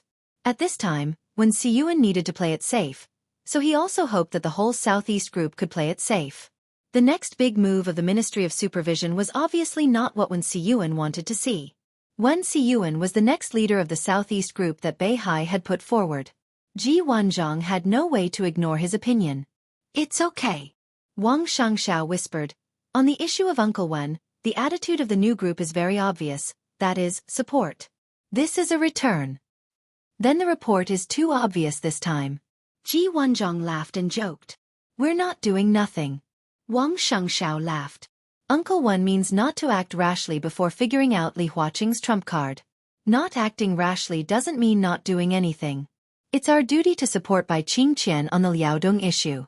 It's also the obligation of the Wang family of Beihai to stabilize the economic situation of Jianghu state. Together, in the end, Wang Xiangxiao couldn't help laughing a little louder. "We still haven't done anything. But we've done a lot." Ji Wenjiang nodded. The so-called doing nothing referred to helping the new group on the Liaodong issue, but Beihai would also help the academics on the Flourishing Age Fund. In this way, he would help both sides once and suppress them once, which could be considered as canceling each other out. It might seem like they didn't do anything, but in fact, what they did was done. When the time was right, they would naturally get the expected returns. As for what the academy and the new corporation thought, it didn't matter at all. That was the deal. Between groups, balance was always the main theme. There was a limit to human relationships, and naturally, there was no problem that could not be resolved. Friends and enemies were constantly changing. When the situation was complicated to a certain extent, friends would become enemies, and enemies would become friends. Wang Xiangxiao was very young, but now he had obviously begun to adapt to the role of patriarch of the Wang family of Beihai. Everyone could see his progress and growth. In the past 2 years, under tremendous pressure, he had been constantly maturing. Now, in the face of chaos, he was obviously trying his best to stabilize and maintain the current situation of the Southeast group. "Xiangxiao, now we old guys can almost rest assured about you." "Don't." Wang Xiangxiao couldn't help laughing. "Uncle Ji, you are not an old guy. Even if you are not in the parliament, you are still the flag of the Southeast. In your eyes, I am a real junior. In the future, we still need your means and experience to escort us." Ji Wenjiang had heard similar words countless times, but he still enjoyed listening to this kind of voice that made people feel comfortable and sincere. His tone was very relaxed. "Anyway, as long as you have a plan in mind, Xiangxiao." Wang Xiangxiao said yes. Ji Wenjiang hung up the phone and picked up the materials in front of him again to read. Listening to the busy tone on the phone, Wang Xiangxiao quietly put down the phone, thinking. Ji Wanzhong would not have thought that when he called Wang Xianxia and even talked about Wen Siyuan, Wang Xianxia was in Wen Siyuan's office. The office of the Speaker of Beihai was luxurious and spacious, with an office area of nearly 600 square meters. The interior was carved with dragons and phoenixes, and there was a huge fairy from outer space screen. Soft lights were sprinkled in every corner. Behind the mahogany desk, Wen Siyuan, who was dealing with documents overnight, looked up at Wang Xianxiao and said with a smile, "Wanzhong can't sit still anymore. He wants to move." Wang Xianxiao nodded. "Uncle Wen, you know Uncle Ji's character better than I do. When this kind of thing is exposed, Wanzhong can't help it. His sense of responsibility obviously exceeds his position." Wen Siyuan's tone was full of admiration. Ji Wanzhong, who looked gentle and elegant, was actually the real iron face of Jianghu state. His usual style was relatively mild, but at the critical moment, he would never show any favoritism. The whole Jianghu state knew this. Since he entered the supervisory department, from the deputy to the present director, many officials had been defeated by him. Many people in the 6 groups, including the Southeast group, had been defeated by Ji Wanzhong. He was resolute and ruthless. For Jianghu state and the Southeast group, this was a good thing. When Siyuan looked at the desk in front of him. At this time, facing him were the crossed flags of the Wang family of Beihai's firmament and sea and the star flag of Jianghu state. Deep and bright red intersected, quiet and solemn. Wen Siyuan nodded and said softly, "It's good to move. These years, some people have obviously been wrong. Achievements can't cover up mistakes. It's time to sound the alarm for some people. I'm afraid the matter in Liaodong is not small," Wang Xianxiao said with a smile. So far, in just over a week, a deputy speaker had been defeated. Regardless of what would happen later, the current situation was already a big deal for Jianghu state. Moreover, everyone knew that Zhao Yu would not be the end of this matter. "Liaodong. I'm afraid the academy can't be saved. It's hard." Wen Siyuan shook his head. Liaodong was the place where the academy started. It was also their most valued backyard and core. Its importance could not be overstated. It was like Beihai of the Southeast Group, Southwest of the Prince Group, and Vongyuan of the Giant Group. Liaodong hid too many secrets of the academy. Perhaps the last thing they should do was to introduce Bai Qingqian to Liaodong in order to perfect their own promotion system. It seemed to be a good move at the beginning. But since Bai Qingqian was introduced, why did they deliberately provoke her? Now it could be said that the academics brought all this upon themselves. From Fengtian to Anong and then to the director's seat in Liaodong, it had only been less than 10 days, but the storm had already been fierce. If this matter was dug into, there might be counselors involved, and Hua Zhengyang might even be in danger. Now it seemed that with Bai Qingqian's departure from Liaodong's status would inevitably rise in the future. It could be said that the academics' plan had succeeded. But the ridiculous thing was that although their plan had succeeded, it was difficult for Liaodong to belong to them. The academy had no chance to perfect their own promotion system. It was estimated that they had to wait for another 5 years. Fortunately, Li Huaqing was re-elected. If not, the academics would have been in question whether they could continue to exist under the joint pressure of several groups. If the matter in Liaodong has something to do with Hua Zhengyang, even if it's just a little bit, it's a good thing for Uncle Wen, right? Wang Xianxiao said with a smile. Now was the time when the competition between Wen Siyuan and Hua Zhengyang was the fiercest. If Hua Zhengyang was affected by the storm in Liaodong, Wen Siyuan's chances of winning were almost 100%. So far, there were only 3 people who could compete for this position and were qualified to compete for this position. Wang Qinglei had a theoretical possibility, but in fact, the Prince Group had no confidence in pushing him to the position of Prime Minister.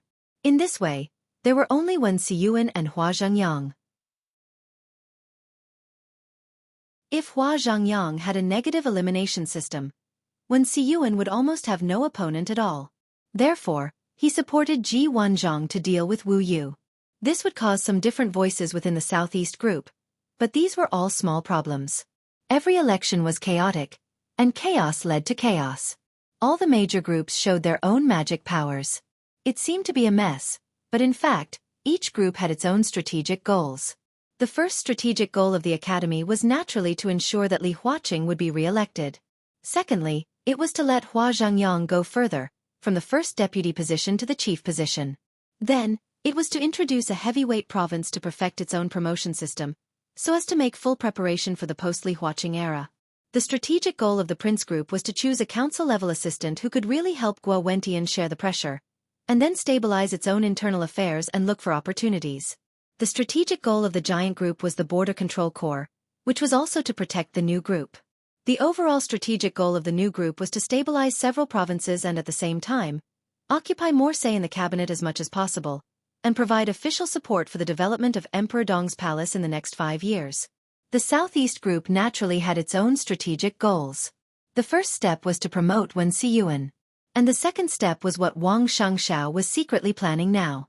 At least it's not a bad thing. Wen Xiyuan said in a somewhat happy tone. Is there anyone in Longjiang province who is suitable to go to Liaodong? Wang Xianxia suddenly asked. Longjiang was close to Liaodong and Beihai, and it was also the sphere of influence of the Southeast Group. Of course, it was not as exaggerated as the back garden, but in Longjiang, the power of the Southeast Group had a great advantage. If the academics could not protect Liaodong, Liaodong would inevitably become a battlefield for the major groups. If they could send people there first, they could at least occupy the position of deputy speaker. We won't intervene this time. Wen Xiyuan shook his head with a smile. Don't bite off more than you can chew. Let's put the matter of Liaodong aside first. We have more important things to do. He looked at Wang Xianxia with soft eyes. Wang Xianxia nodded slowly. So, I should go to Tiannan now.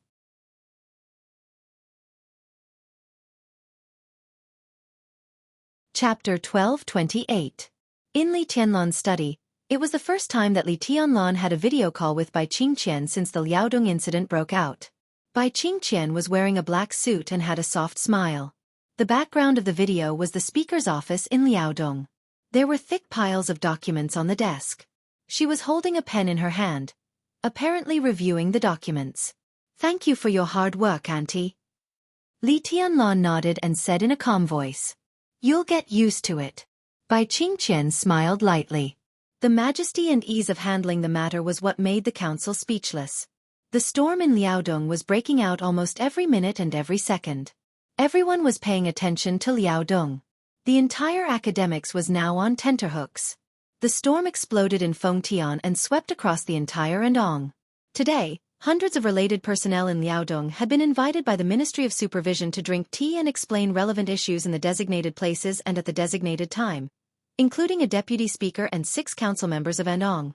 Things had developed to this point, but instead of subsiding, they were getting more and more intense. But under such circumstances, the most surprising thing was that, except for some personnel related to the incident itself, Liaodong was generally still calm. This kind of control made everyone really recognize Bai Qingqian's power and means. This incident that was likely to have a negative impact on her was constantly broken, but the still calm situation in Liaodong cleared all possible obstacles for her to enter the council. The environment in Tiannan is not very good. You just went there and you're not used to it, are you? When you are not busy these days, you can take Little White to Yuzhou province. If you don't like the house in the prince's mansion, there are other places you can choose. Bai Qingqian looked at Li Tianlan with a smile. Her eyes were soft and kind. She paused and continued with a smile. But it seems unnecessary. You should live in Hidden Dragon Sea from now on. Actually, Shenyuan City is not bad now. Li Tianlan said softly. The overall environment in Tiannan was not very good. Even barren. But with the continuous investment from the Flourishing Age Fund, Li Tianlan firmly believed that it would become one of the most beautiful provinces in Jianghu State. Yes, Shenyuan City is now the most luxurious city in Jianghu State. You are a rich man.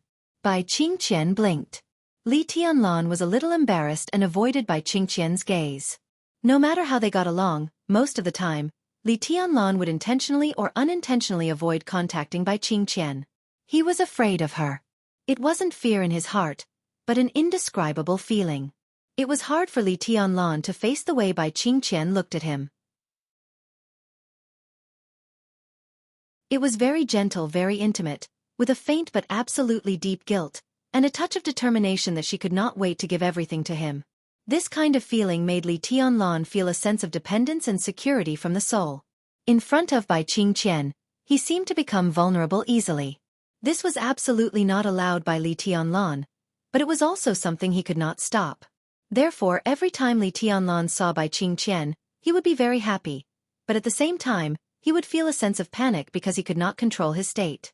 Li Tianlan shifted his gaze and said softly, "Auntie, how far will the problem in Liaodong develop?" "What are you referring to?"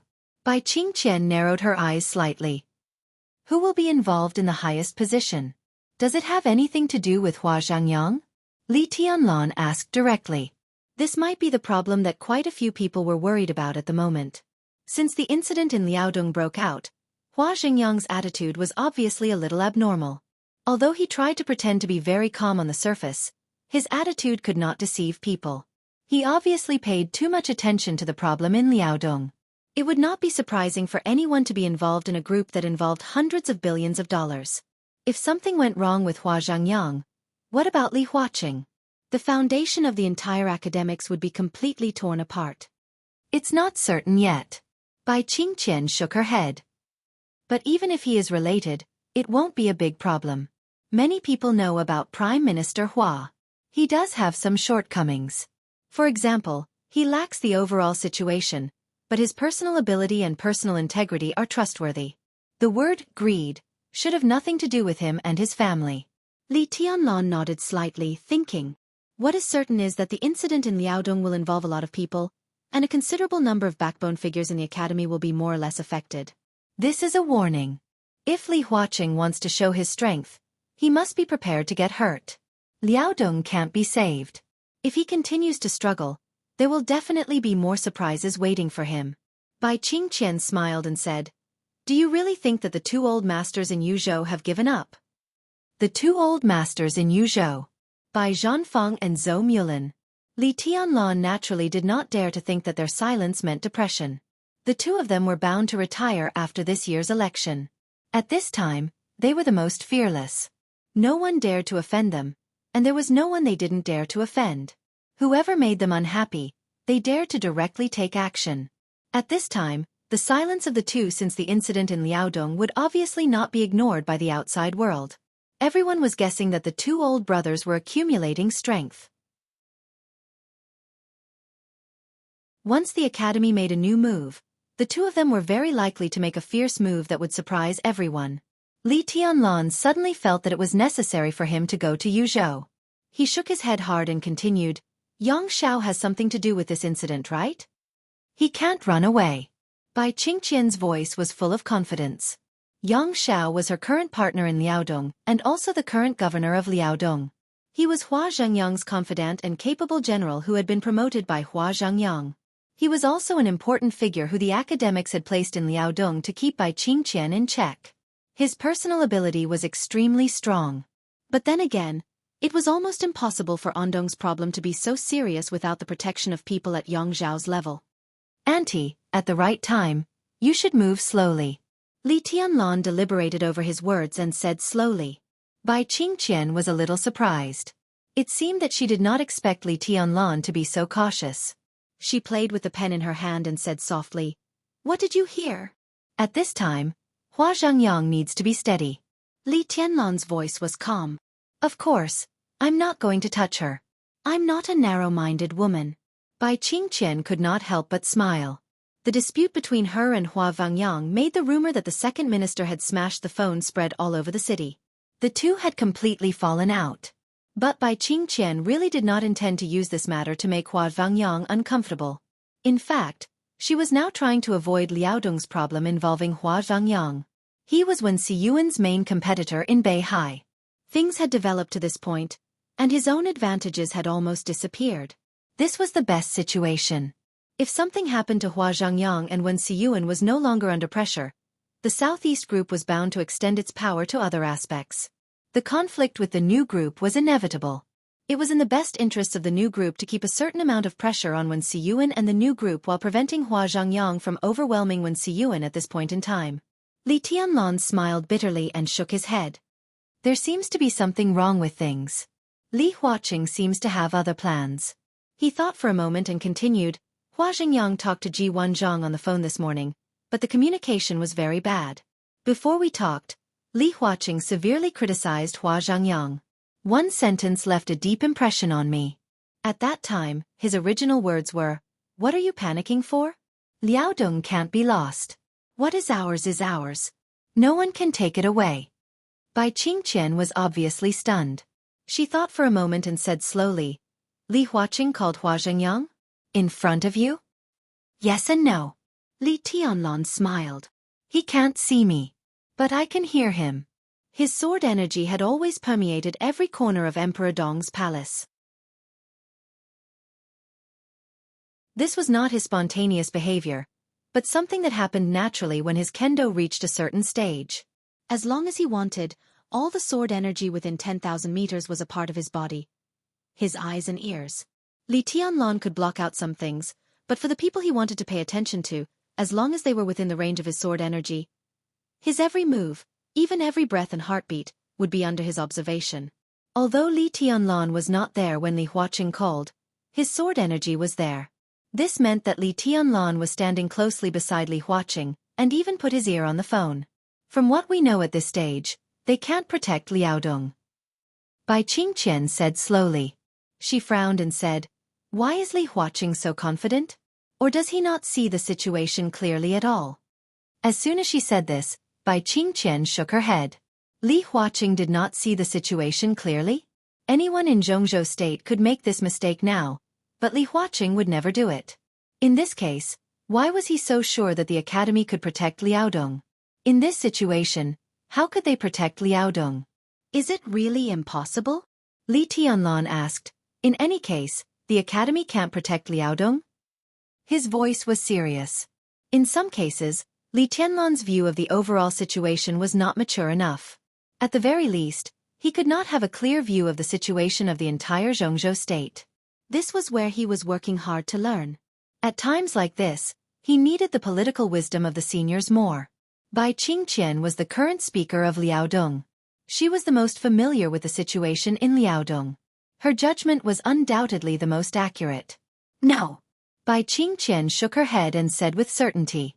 But when she said this, she suddenly fell into a trance. "No. Really no? Was it really impossible?" Li Tianlan noticed her expression and raised his eyebrows slightly. "What's wrong?"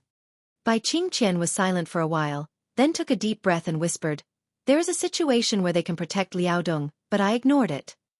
Her expression became a little strange. "What situation?" Li Tianlan asked. Bai Qingqian did not answer, but asked, "Li Huaqing is still in Shenyuan City. How is your talk these days?" Li Tianlan's mouth twitched and he whispered, "We haven't talked." They really hadn't talked.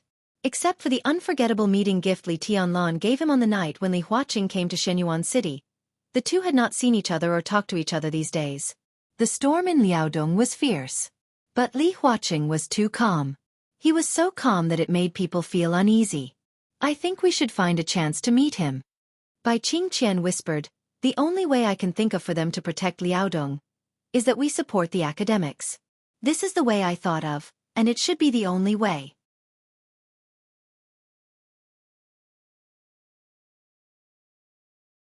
Chapter 12:29. Bai Qingqian's voice was a little absent-minded. When Li Tianlan heard the content of this sentence, he suddenly felt that it was extremely absurd. But this possibility did exist. This might be the only possibility. In the current situation, who could help the academy keep Liaodong? The prince group couldn't. They were now in a mess internally and were powerless. Moreover, the incident in Liaodong was complicated and confusing. If they didn't see the truth clearly, they might get into trouble if they rashly intervened. The prince group couldn't take action. The southeast group was powerful, but in the face of Wang Qinglei, a big threat, and Wu Yu, who was more important to them than the academy in Liaodong, they wouldn't have time to pay attention to the academics. The prince group wouldn't take action. Zhou Yunhai's attitude toward the north group had always been subtle. But even if they betrayed the good relationship with the current new group, their strength was not enough to change the outcome of this matter. Special Warfare Group. Haha, now the Special Warfare Group existed in name only and was basically a joke. The academics couldn't protect Liaodong at the moment. So no matter what, in any situation, the only way for the academy to protect Liaodong was to get Li Tianlan's support. As the flag figure of the new group, Bai Qingqian was in charge of Liaodong and could get all the information. If Li Tianlan wanted to help Li Huaqing suppress the matter, he had a specific direction of operation and also powerful strength. As long as Li Tianlan didn't support it, no matter what the academy did, it couldn't protect Liaodong. What was this? Li Tianlan couldn't help shaking his head and laughing. Now he and Li Huaqing were at loggerheads, and the academy and the new group were at loggerheads. Li Huaqing actually thought that he would help him in the end. I'm afraid he's not a fool, Li Tianlan said subconsciously. Bai Qingqian was obviously stunned for a while, and then she laughed. Li Huaqing has been in Jianghu state for decades. I'm afraid you're the first person to say that about him. I know he's not stupid, Li Tianlan said lightly, but the problem is, he's not stupid. Why is he so confident? Now there's a rumor in Jianghu state. You should have heard it? Bai Qingqian suddenly asked. Li Tianlan raised his eyebrows slightly. We all know very well that Li Huaqing is not someone who is good at taking risks. Bai Qingqian said softly. He has never been a strong president. This time, he suddenly went to Tiannan. It seemed aggressive, but in fact, under the current circumstances, only when he is in Emperor Dong's palace will there be enough space between us. Right now, the two of us are fighting, killing, displaying our strength. We want to make the other party compromise first. In fact, it's clear that you can't destroy Emperor Dong's palace, and Li Huaqing won't let you leave Jianghu state. That's the bottom line for all of us. With this bottom line, it's impossible for us to fight to the death. So, in the end, no matter how bad it is, even if the Flourishing Age Fund is greatly weakened, even if the academics have lost their foundation, we still have to talk. Li Huaqing definitely has a trump card when he goes to Shenyuan City. Right now, the rumors in the outside world are that Li Huaqing has prepared a trump card that can make you compromise 100% of the time. No matter what happens, as long as he shows his trump card, you will retreat. No one knows what that trump card is. Li Huaqing has never told anyone about it. Maybe apart from Li Huaqing, only you, the person involved, know something. Put yourself in his shoes and think about what Li Huaqing would give you to make you compromise without hesitation. Li Tianlan was silent. He thought of Qin Weibai immediately. He thought of Li Huaqing threatening him with Qin Weibai. Everyone had a weakness. Qin Weibai was his biggest weakness, a weakness that could make him put aside everything and ignore the overall situation. An incomparably piercingly cold murderous intent suddenly rose in his heart. Li Huaqing wanted to threaten him with Qin Weibai. How dare he? What are you thinking about? Bai Qingqian suddenly asked. Although the two of them were thousands of miles apart in video communication, she saw all the changes in Li Tianlan's expression in an instant. She wanted Li Tianlan to think about what could make him interested. But the expression he showed was not interest, but killing intent. Could it be Little Bai? Li Tianlan suddenly said. Threatening you with Little Bai? Bai Qingqian was stunned. The corner of Li Tianlan's mouth twitched slightly. What if it's true? Bai Qingqian asked meaningfully. If Little Bai falls into the hands of the academics, will you compromise? Do you think I will? Li Tianlan suddenly laughed. In everyone's impression, except for Qin Weibai, Li Tianlan had always been a person with little mood swings. He was not exactly dull, but most of the time, he was calm and restrained in his emotions. At least, Bai Qingqian had never seen Li Tianlan smiling at this moment. This was the kind of Li Tianlan that made people's scalp tingle at first sight. Bai Qingqian was silent.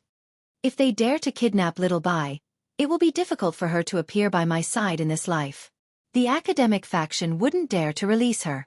Even if I compromised, they wouldn't dare to release her. They would only control her even more strictly. They would use her innocence, her life, and her reputation to threaten me. They would push their luck and make me the academic faction's dog. Everyone related to me will be the academic's dog, and even if I become a dog in the end, Little Bai can't even come back. Li Tianlan laughed. So, under such circumstances, I will not compromise. His voice spread along the sword energy all over Emperor Dong's palace and fell into the ears of Bai Qingqian and Li Huaqing in the villa 1,000 meters away. I will only take revenge. I will bring Little Bai back by force, dead or alive. His voice suddenly became incomparably cold and hard, yet incomparably calm. 3 days. It will only take 3 days for me to travel all over Jianghu state. Apart from the minister and old Zhou, there are more than 20 counselors. Other than old Wu and old Bai, there are more than 200 governors, hundreds of deputy governors, hundreds of generals, and the heads of the wealthy clans. Ha, ha ha. I can guarantee that within 3 days, these people, their families, friends, friends of friends, and anyone who is even remotely related to them will not be able to survive. I can give up Emperor Dong's palace and the Flourishing Age Fund. All these can be destroyed, and indeed can't stop the destructive power of Jianghu state. But they can't stop me. If this happens, I will let the whole Jianghu state die with little Bai. The sword energy above Emperor Dong's palace roared like a dragon. Li Tianlan nodded to Bai Qingqian and whispered, "I'll go and have a look." The communication was still maintained. Li Tianlan's figure disappeared instantly. When he appeared, Li Tianlan had already appeared outside the gate of Emperor Dong's palace thousands of meters away. The sword energy within 10,000 meters began to sweep the whole city as Li Tianlan moved. Li Tianlan's figure flickered, and the next second, he had come directly to the edge of Shenyuan city. The surging sword energy directly set off a gust of wind in Shenyuan city. Li Tianlan left Shenyuan city and entered Ningbian. His figure flashed unscrupulously with the expansion of the sword energy, covering thousands of meters with one step. The entire Tiannan Freedom Corps stationed at the border of Ningbian could feel the terrifying sword energy that covered the sky and covered the earth. Li Tianlan swept through the center of Ningbian city and directly entered Nanyun of Jianghu state. Qin Weibai was already on her way back. Her private plane took off from Reki City and would land at Nanyun International Airport, which was a temporary route that belonged to Qin Weibai. Everything was normal on the plane. Li Tianlan spoke to Qin Weibai on the phone before talking to Bai Qingqian. The plane's safe landing was inevitable. Even if the academics wanted to kidnap Qin Weibai, they couldn't shoot down the private plane. What they wanted was Qin Weibai alive, who could be used to threaten Li Tianlan.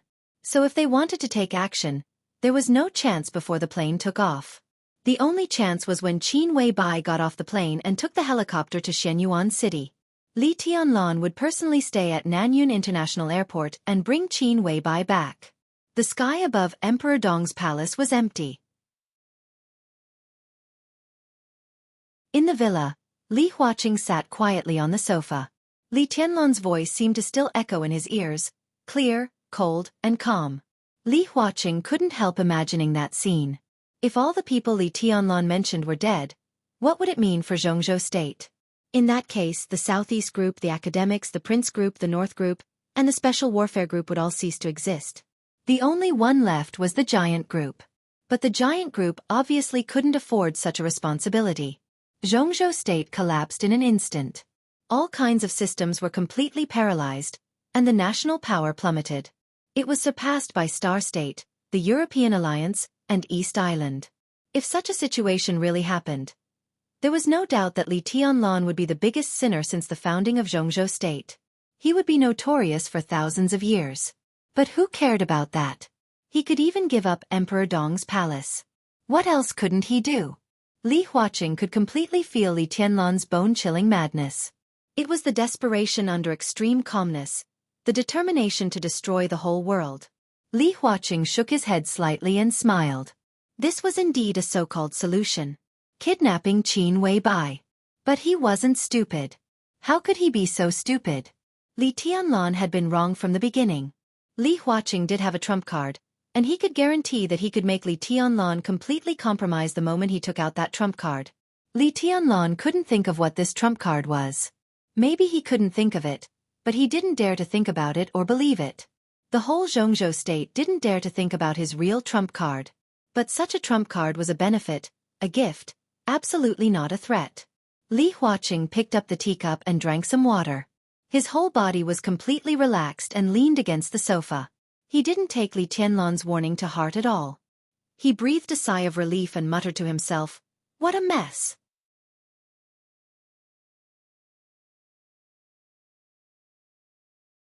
Chapter 12:30. When the silver private plane, which reflected the airport lights, slowly stopped at Nanyun Airport, Li Tianlan's figure also appeared in the airport. With his current status, if he said a few words, he could make all the order in the airport stop. Planes could not take off, passengers who landed were not allowed to get off, the CEO would personally accompany him, the most professional ground crew would put on a grand welcome ceremony, and all sorts of other messy things would not be a problem. However, Li Tianlan did not alarm anyone.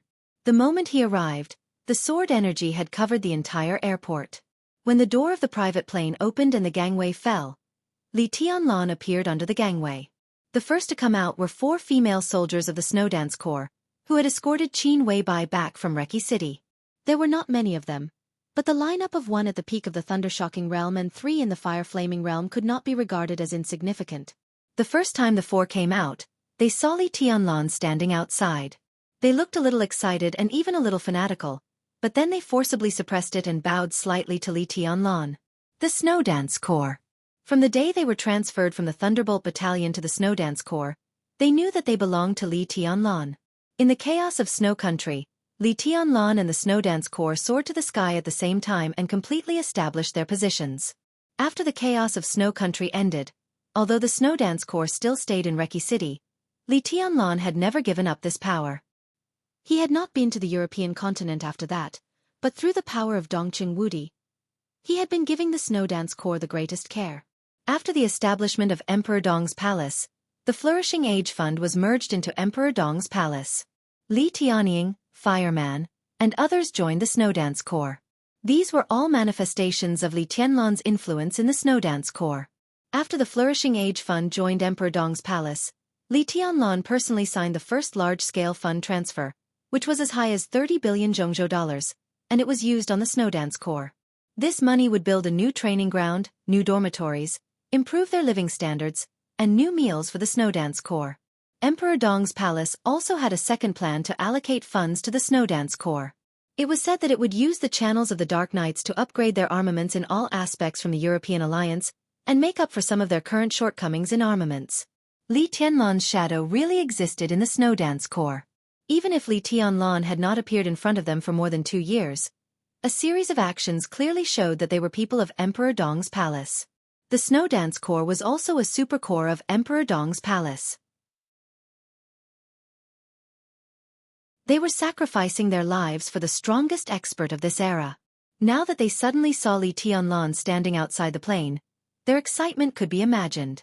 Li Tianlan nodded to them. The next second, his eyes involuntarily fell on Qin Weibai, who walked out of the cabin. Tight jeans, thin white sweater, exquisite high heels. Dressed simply, Qin Weibai had an indescribable purity and beauty.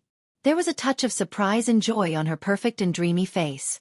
Obviously, she did not expect Li Tianlan to come here. Her high heels stepped lightly on the carpet on the gangway and she quickened her pace to Li Tianlan's side. The corners of Li Tianlan's mouth moved, and he smiled. Qin Weibai stood in front of him and tilted her head slightly. She smiled softly and said, "You miss me so much? It's only 40 minutes from here to Emperor Dong's palace. Can't wait?" Li Tianlan's smile grew bigger and bigger. Qin Weibai seemed to realize that her words were inappropriate. She blushed slightly and punched Li Tianlan lightly. "Don't be serious. I'm a serious person. I'm not as horny as you think." Li Tianlan held Qin Weibai's hand casually and said with a smile, "I understand." Qin Weibai squinted and smiled, with hidden meaning. "I've long heard that the woman in East Island is carrying a bag and living with you. How could my majesty be horny? I'm afraid you've long been immersed in someone else's tenderness. Your Majesty, I can't thank you enough for remembering to pick me up. Where did you learn to be so sarcastic?" Li Tianlan felt a headache coming on. "Humph, it's my nature." Qin Weibai clenched her small fist and raised it. "Tell me honestly, did you make any mistakes?" "Of course not." Li Tianlan laughed and pulled Qin Weibai into his arms. He lowered his head and gently bit her delicate ear. "I've eaten delicacies. How can I still eat porridge and side dishes? My appetite has been spoiled by you." Qin Weibai's body was a little weak. Her ear could definitely be regarded as her weakness. Every time Li Tianlan gently bit her ear, this goddess, who was high and mighty in the eyes of outsiders, would become like a well-behaved cat. "Haven't you ever thought of changing your taste occasionally?" Qin Weibai's big eyes were a little blurred, and she muttered to herself. "You're delicacies, but you're also porridge and side dishes. You can satisfy all my tastes. Li Tianlan touched Qin Weibai's soft long hair. You're glib. Qin Weibai glared at Li Tianlan, then smiled, put her arms around his neck, and kissed him on the face. For the sake of your honesty, I'll give you a reward. Li Tianlan smiled and looked at the 4 female soldiers of the Snowdance Corps, who also walked down the gangway but hesitated and didn't know whether they should come over or not. He waved to them. The 4 female soldiers were stunned. They looked at each other, and then their faces turned red. They trotted over and gave Li Tianlan a standard Jianghu state military salute. Your Majesty. The voices of the 4 rose and fell at the same time, in unison. You've worked hard. Li Tianlan smiled. How is everyone in Reki City? Your Majesty, the Corps is very good. Reki City is very cooperative with us, and the Corps commander also takes good care of us. Among the 4 female soldiers, the middle-aged woman who was the leader said softly. Her appearance was not beautiful, and her figure was not exaggerated. However, she was dressed in the special military uniform of the Snowdance Corps. She stood straight and had her own temperament that could not be ignored. Li Tianlan nodded and said yes. The female soldier waited quietly for a few seconds. Seeing that Li Tianlan did not continue, she whispered, Your Majesty, if there's nothing else, we'll go back. We were going to escort Madame to Emperor Dong's palace, but Your Majesty has come in person. She smiled softly and did not continue. Company Commander Red Lotus, you should also go back to Emperor Dong's palace. You go first. I'll walk around with Little Bai. Li Tianlan said with a calm smile. The woman named Red Lotus was obviously stunned for a moment.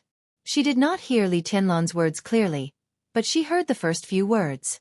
Her voice was a little trembling. Your Majesty, do you remember my name? You're famous. How dare I forget? Li Tianlan's voice became a little happy. The predecessor of the Snowdance Corps was the Thunderbolt Battalion. What did the Thunderbolt Battalion mean? Powerful, crazy, invincible, and invincible. There was no need to use too many adjectives. It was a simple sentence. The Thunderbolt Battalion was the strongest army in the world. There were very few women in such an iron army. In other words, the women who could successfully enter the Thunderbolt Battalion through layers of selection were not ordinary, and they were even more resilient than men. There were less than 100 women in the Snowdance Corps, and they formed a company of their own. Red Lotus, an expert at the peak of the thunder-shocking realm, was the company commander and also served as the senior staff officer of the Snowdance Corps. She was 42 years old and a colonel.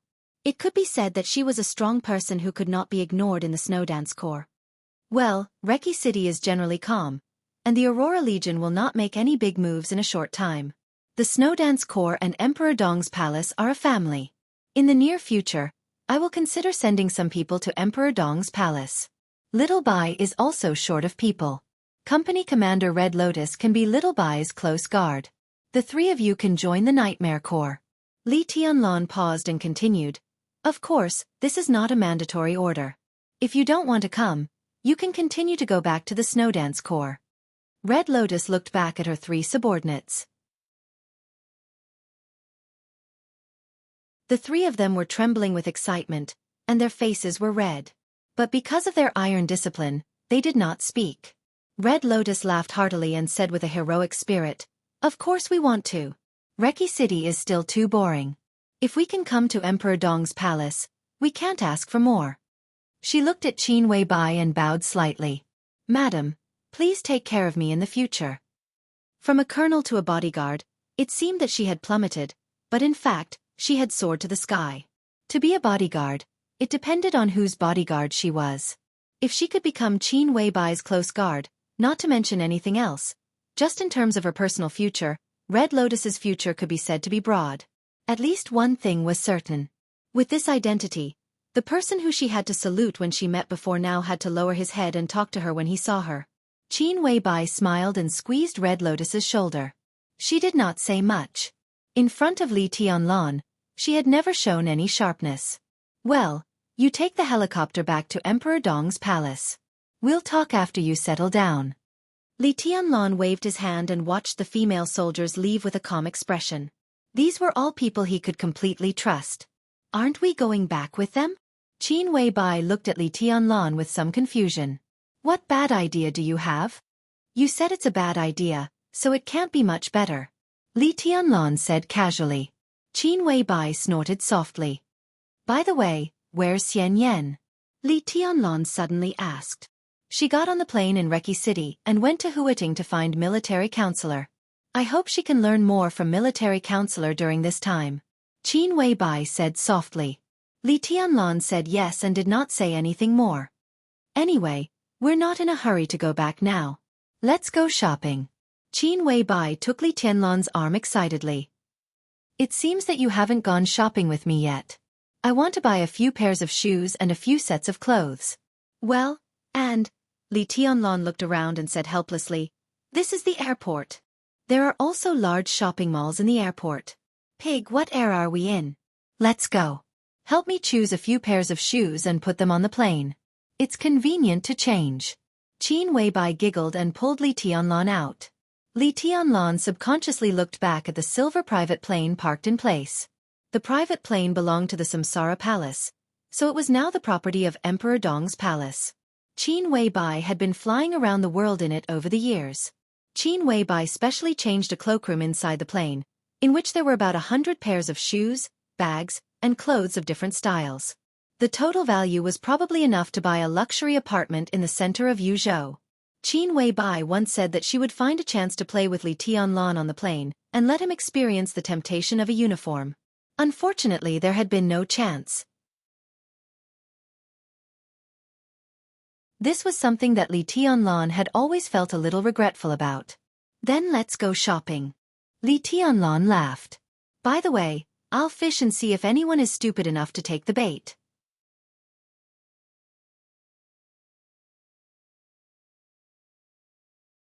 Chapter 1231. Fishing. Qin Weibai looked at Li Tianlan in confusion. What do you mean? It's a sensitive period. I want to see if anyone is stupid enough to attack you. If there is such a person. Li Tianlan's eyes flashed. He was already by Qin Weibai's side, so it was impossible for anything to happen to her. But if someone really wanted to attack Qin Weibai, whether they succeeded or not, Li Tianlan would make them pay an absolutely terrible price. Well, I thought you really came to pick me up because you missed me. It turns out that you plan to use me as a bait? Am I bait? Qin Weibai reached out and pulled Li Tianlan's face, pulling his calm face into a slightly weird expression. If it weren't for this, would you still be waiting for me to come to you in Emperor Dong's palace? I'm worried about your safety. Li Tianlan looked at Qin Weibai with soft eyes. Because his face was pulled by those small hands, his voice was a little distorted. Qin Weibai gently wrinkled her nose. She didn't realize how cute this little gesture was. In Li Tianlan's heart, it was cute enough to make the whole Jianghu state fall. He was often fascinated by some of her inadvertent little gestures. Don't worry. Qin Weibai smiled sweetly. At times like this, no one dares to attack me. Including the academics. Li Tianlan slightly raised his eyebrows. The academics do have a trump card. To be exact, Li Huaqing has a trump card. But his trump card can't be to kidnap me. How could Li Huaqing be so stupid as to be able to stay in this position? If he had to choose this method to completely irritate you, he wouldn't be in Emperor Dong's palace now. Qin Weibai whispered with a smile. In fact, there was one more thing she didn't say. She knew Li Huaqing's trump card, so she never really worried about the academics. The academics were now fighting tit for tat with Emperor Dong's palace. Both sides were in chaos, and the loss of the Flourishing Age Fund was even more shocking. But it didn't matter. It didn't matter. Because as long as Li Huaqing's trump card was revealed, Emperor Dong's palace would indeed compromise. At that time, everything they lost would be made up 10 times, 100 times, or even thousands of times.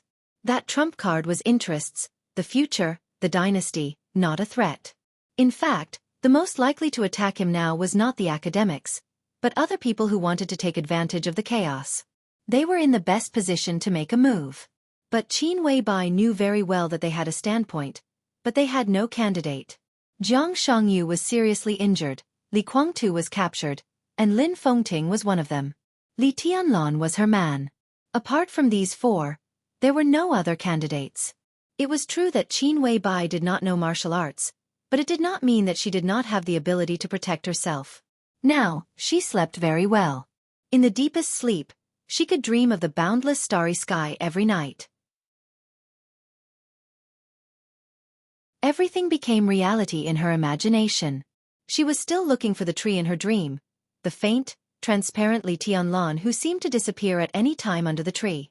In her dream, she imagined hundreds of trillions of interstellar fleets searching non-stop. In the real world, her progress in the spiritual domain was extremely fast. Now Qin Weibai was very close to the transcendent realm in the spiritual field. What did this mean? When the spiritual domain reached this level, it could easily hypnotize an invincible realm expert and have a strong impact on an expert at the peak of the invincible realm. In this state, if Qin Weibai went further, she would have reached the point where she could try to crown Li Tianlan's spirit. Now, even in the face of an expert at the peak of the invincible realm, she had enough ability to protect herself. For the time being, she could not easily affect an expert who surpassed the peak of the invincible realm. An expert who could surpass the peak of the invincible realm, but how many such experts were there in the dark world? At this time, they would either be seriously injured or not hurt her. So Qin Weibai flew around unscrupulously. Jianghu obviously understood this, so even if he had the right to make a move, he did not have the ability. At the same time, he would restrain his allies from seeking their own deaths. So now Qin Weibai was very safe. Very, very safe. Do you know Li Huaqing's trump card? Li Tianlan put his arms around Qin Weibai's slender waist, and their figures flashed. The next second, they had arrived at the gate of the airport shopping center. The shopping center of Nanyun International Airport was a large shopping mall. All kinds of first-line international brands had counters here.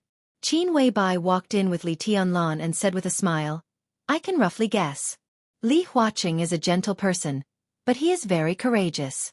This kind of person can usually control the overall situation and be stable. But in his bones, he also has a very crazy passion and the courage to take a big gamble.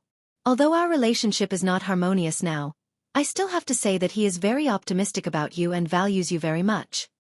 Of course, this is not just his personal feelings for you. He does this just for Jianghu State. He protects Gu Xingyun and Li Kuang too. In the future, he will even support Jiang Shangyu.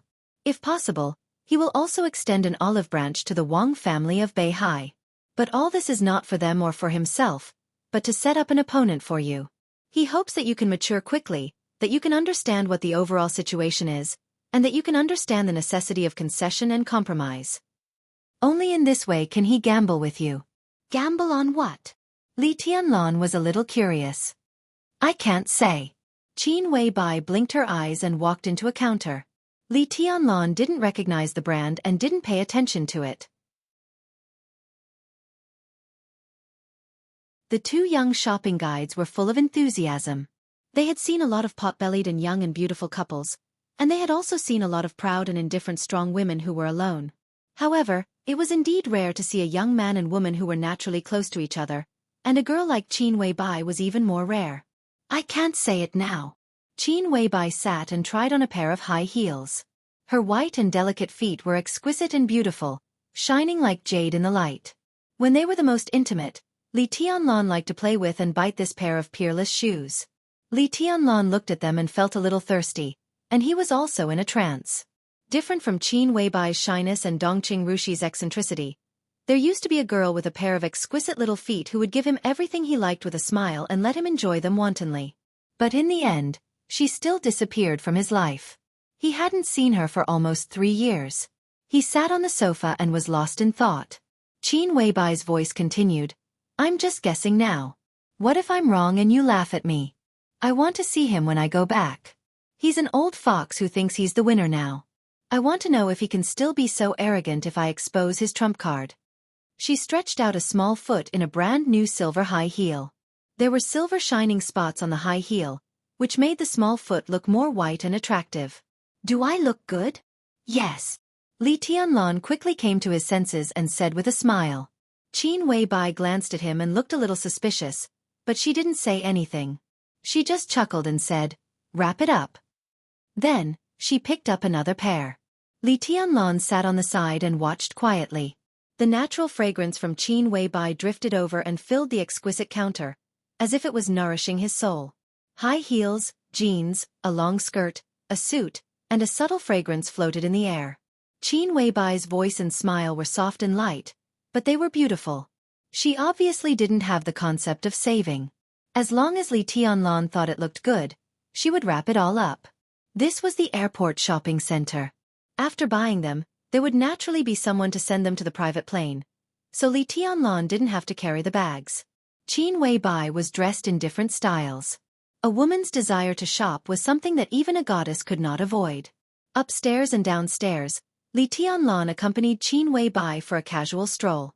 In his hand was a bank card with an astronomical balance. Li Tianlan hardly used it on normal days.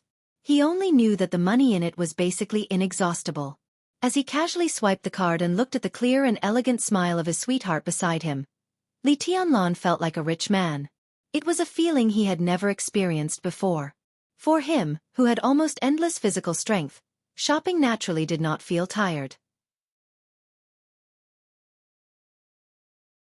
On the contrary, he felt that the experience was very good. Li Tianlan began to miss Qin Weibai's cloakroom on the private plane immensely. There were all kinds of clothes and shoes in there, as well as a comfortable and soft bed. It was a pity that he rarely took the private plane with Qin Weibai. Occasionally, there were other people beside them. It seemed that he could only enjoy it when he had the chance to take Qin Weibai out alone. Li Tianlan gently raised the corner of his mouth. Qin Weibai, who was choosing silk stockings, looked at his smile and said softly, "What bad idea are you thinking?" 1,000 miles in a day. Li Tianlan laughed. Qin Weibai's face was slightly red. Obviously, she thought of some promises she had made with Li Tianlan. She rolled her eyes at him and whispered, "Dirty." Carrying on the family line is a matter of course. Li Tianlan laughed. "I'm still waiting for you to give birth to a son for me. Before I went to East Island, you said that if I came back alive, I would be rewarded and that you would give birth to a child for me. After so many years, well..." Li Tianlan's somewhat joking expression paused slightly, and he was a little confused. "Did you take any safety measures?" Li Tianlan was sure that he wasn't so bored. "No." Qin Weibai blushed and looked at the silk stockings in front of her. She didn't wear silk stockings often, but she used them a lot when she was with Li Tianlan. These things were basically one-time consumables in Li Tianlan's hands. They were white, black, and flesh-colored. Qin Weibai planned to pack them all back. "That's strange," Li Tianlan murmured. "Don't worry." Qin Weibai smiled. "You're very healthy, and so am I." Of course, she knew why she hadn't been pregnant. It might be incredible, but in fact, if she were pregnant, the master of Samsara Palace would definitely be pregnant at the same time. This kind of thing went beyond physiological factors. No matter how you looked at it, although they could exist at the same time, they were indeed one person. Now the master of Samsara Palace was hovering on the edge of life and death. Naturally, Qin Weibai had no possibility of giving Li Tianlan a child. "Yes." Li Tianlan nodded and said thoughtfully, "It seems that I need to work harder." Qin Weibai giggled. "Then you have to perform well tonight." Li Tianlan hugged her from behind, lowered his head, and bit her ear. He said in a hoarse voice, "Let's go back together later. We don't need a helicopter. How about we try outside tonight?" "Outside? To get a room?" Qin Weibai asked. Li Tianlan laughed in a low voice. "When I came here, I saw a forest was not bad." Qin Weibai finally understood what he meant outside. She blushed and said, "Tianlan, you're getting worse." Li Tianlan's hand tightened around her, and he smiled without saying a word. The shopping guide walked over quickly with a smile on her face, and her eyes were respectful. Before she got close, Qin Weibai gently broke away from Li Tianlan's arms and whispered with a red face, "Find a place." You're tuning in to the Wisdom Diary YouTube channel. Don't forget to subscribe and join us on this journey to catch the most captivating stories.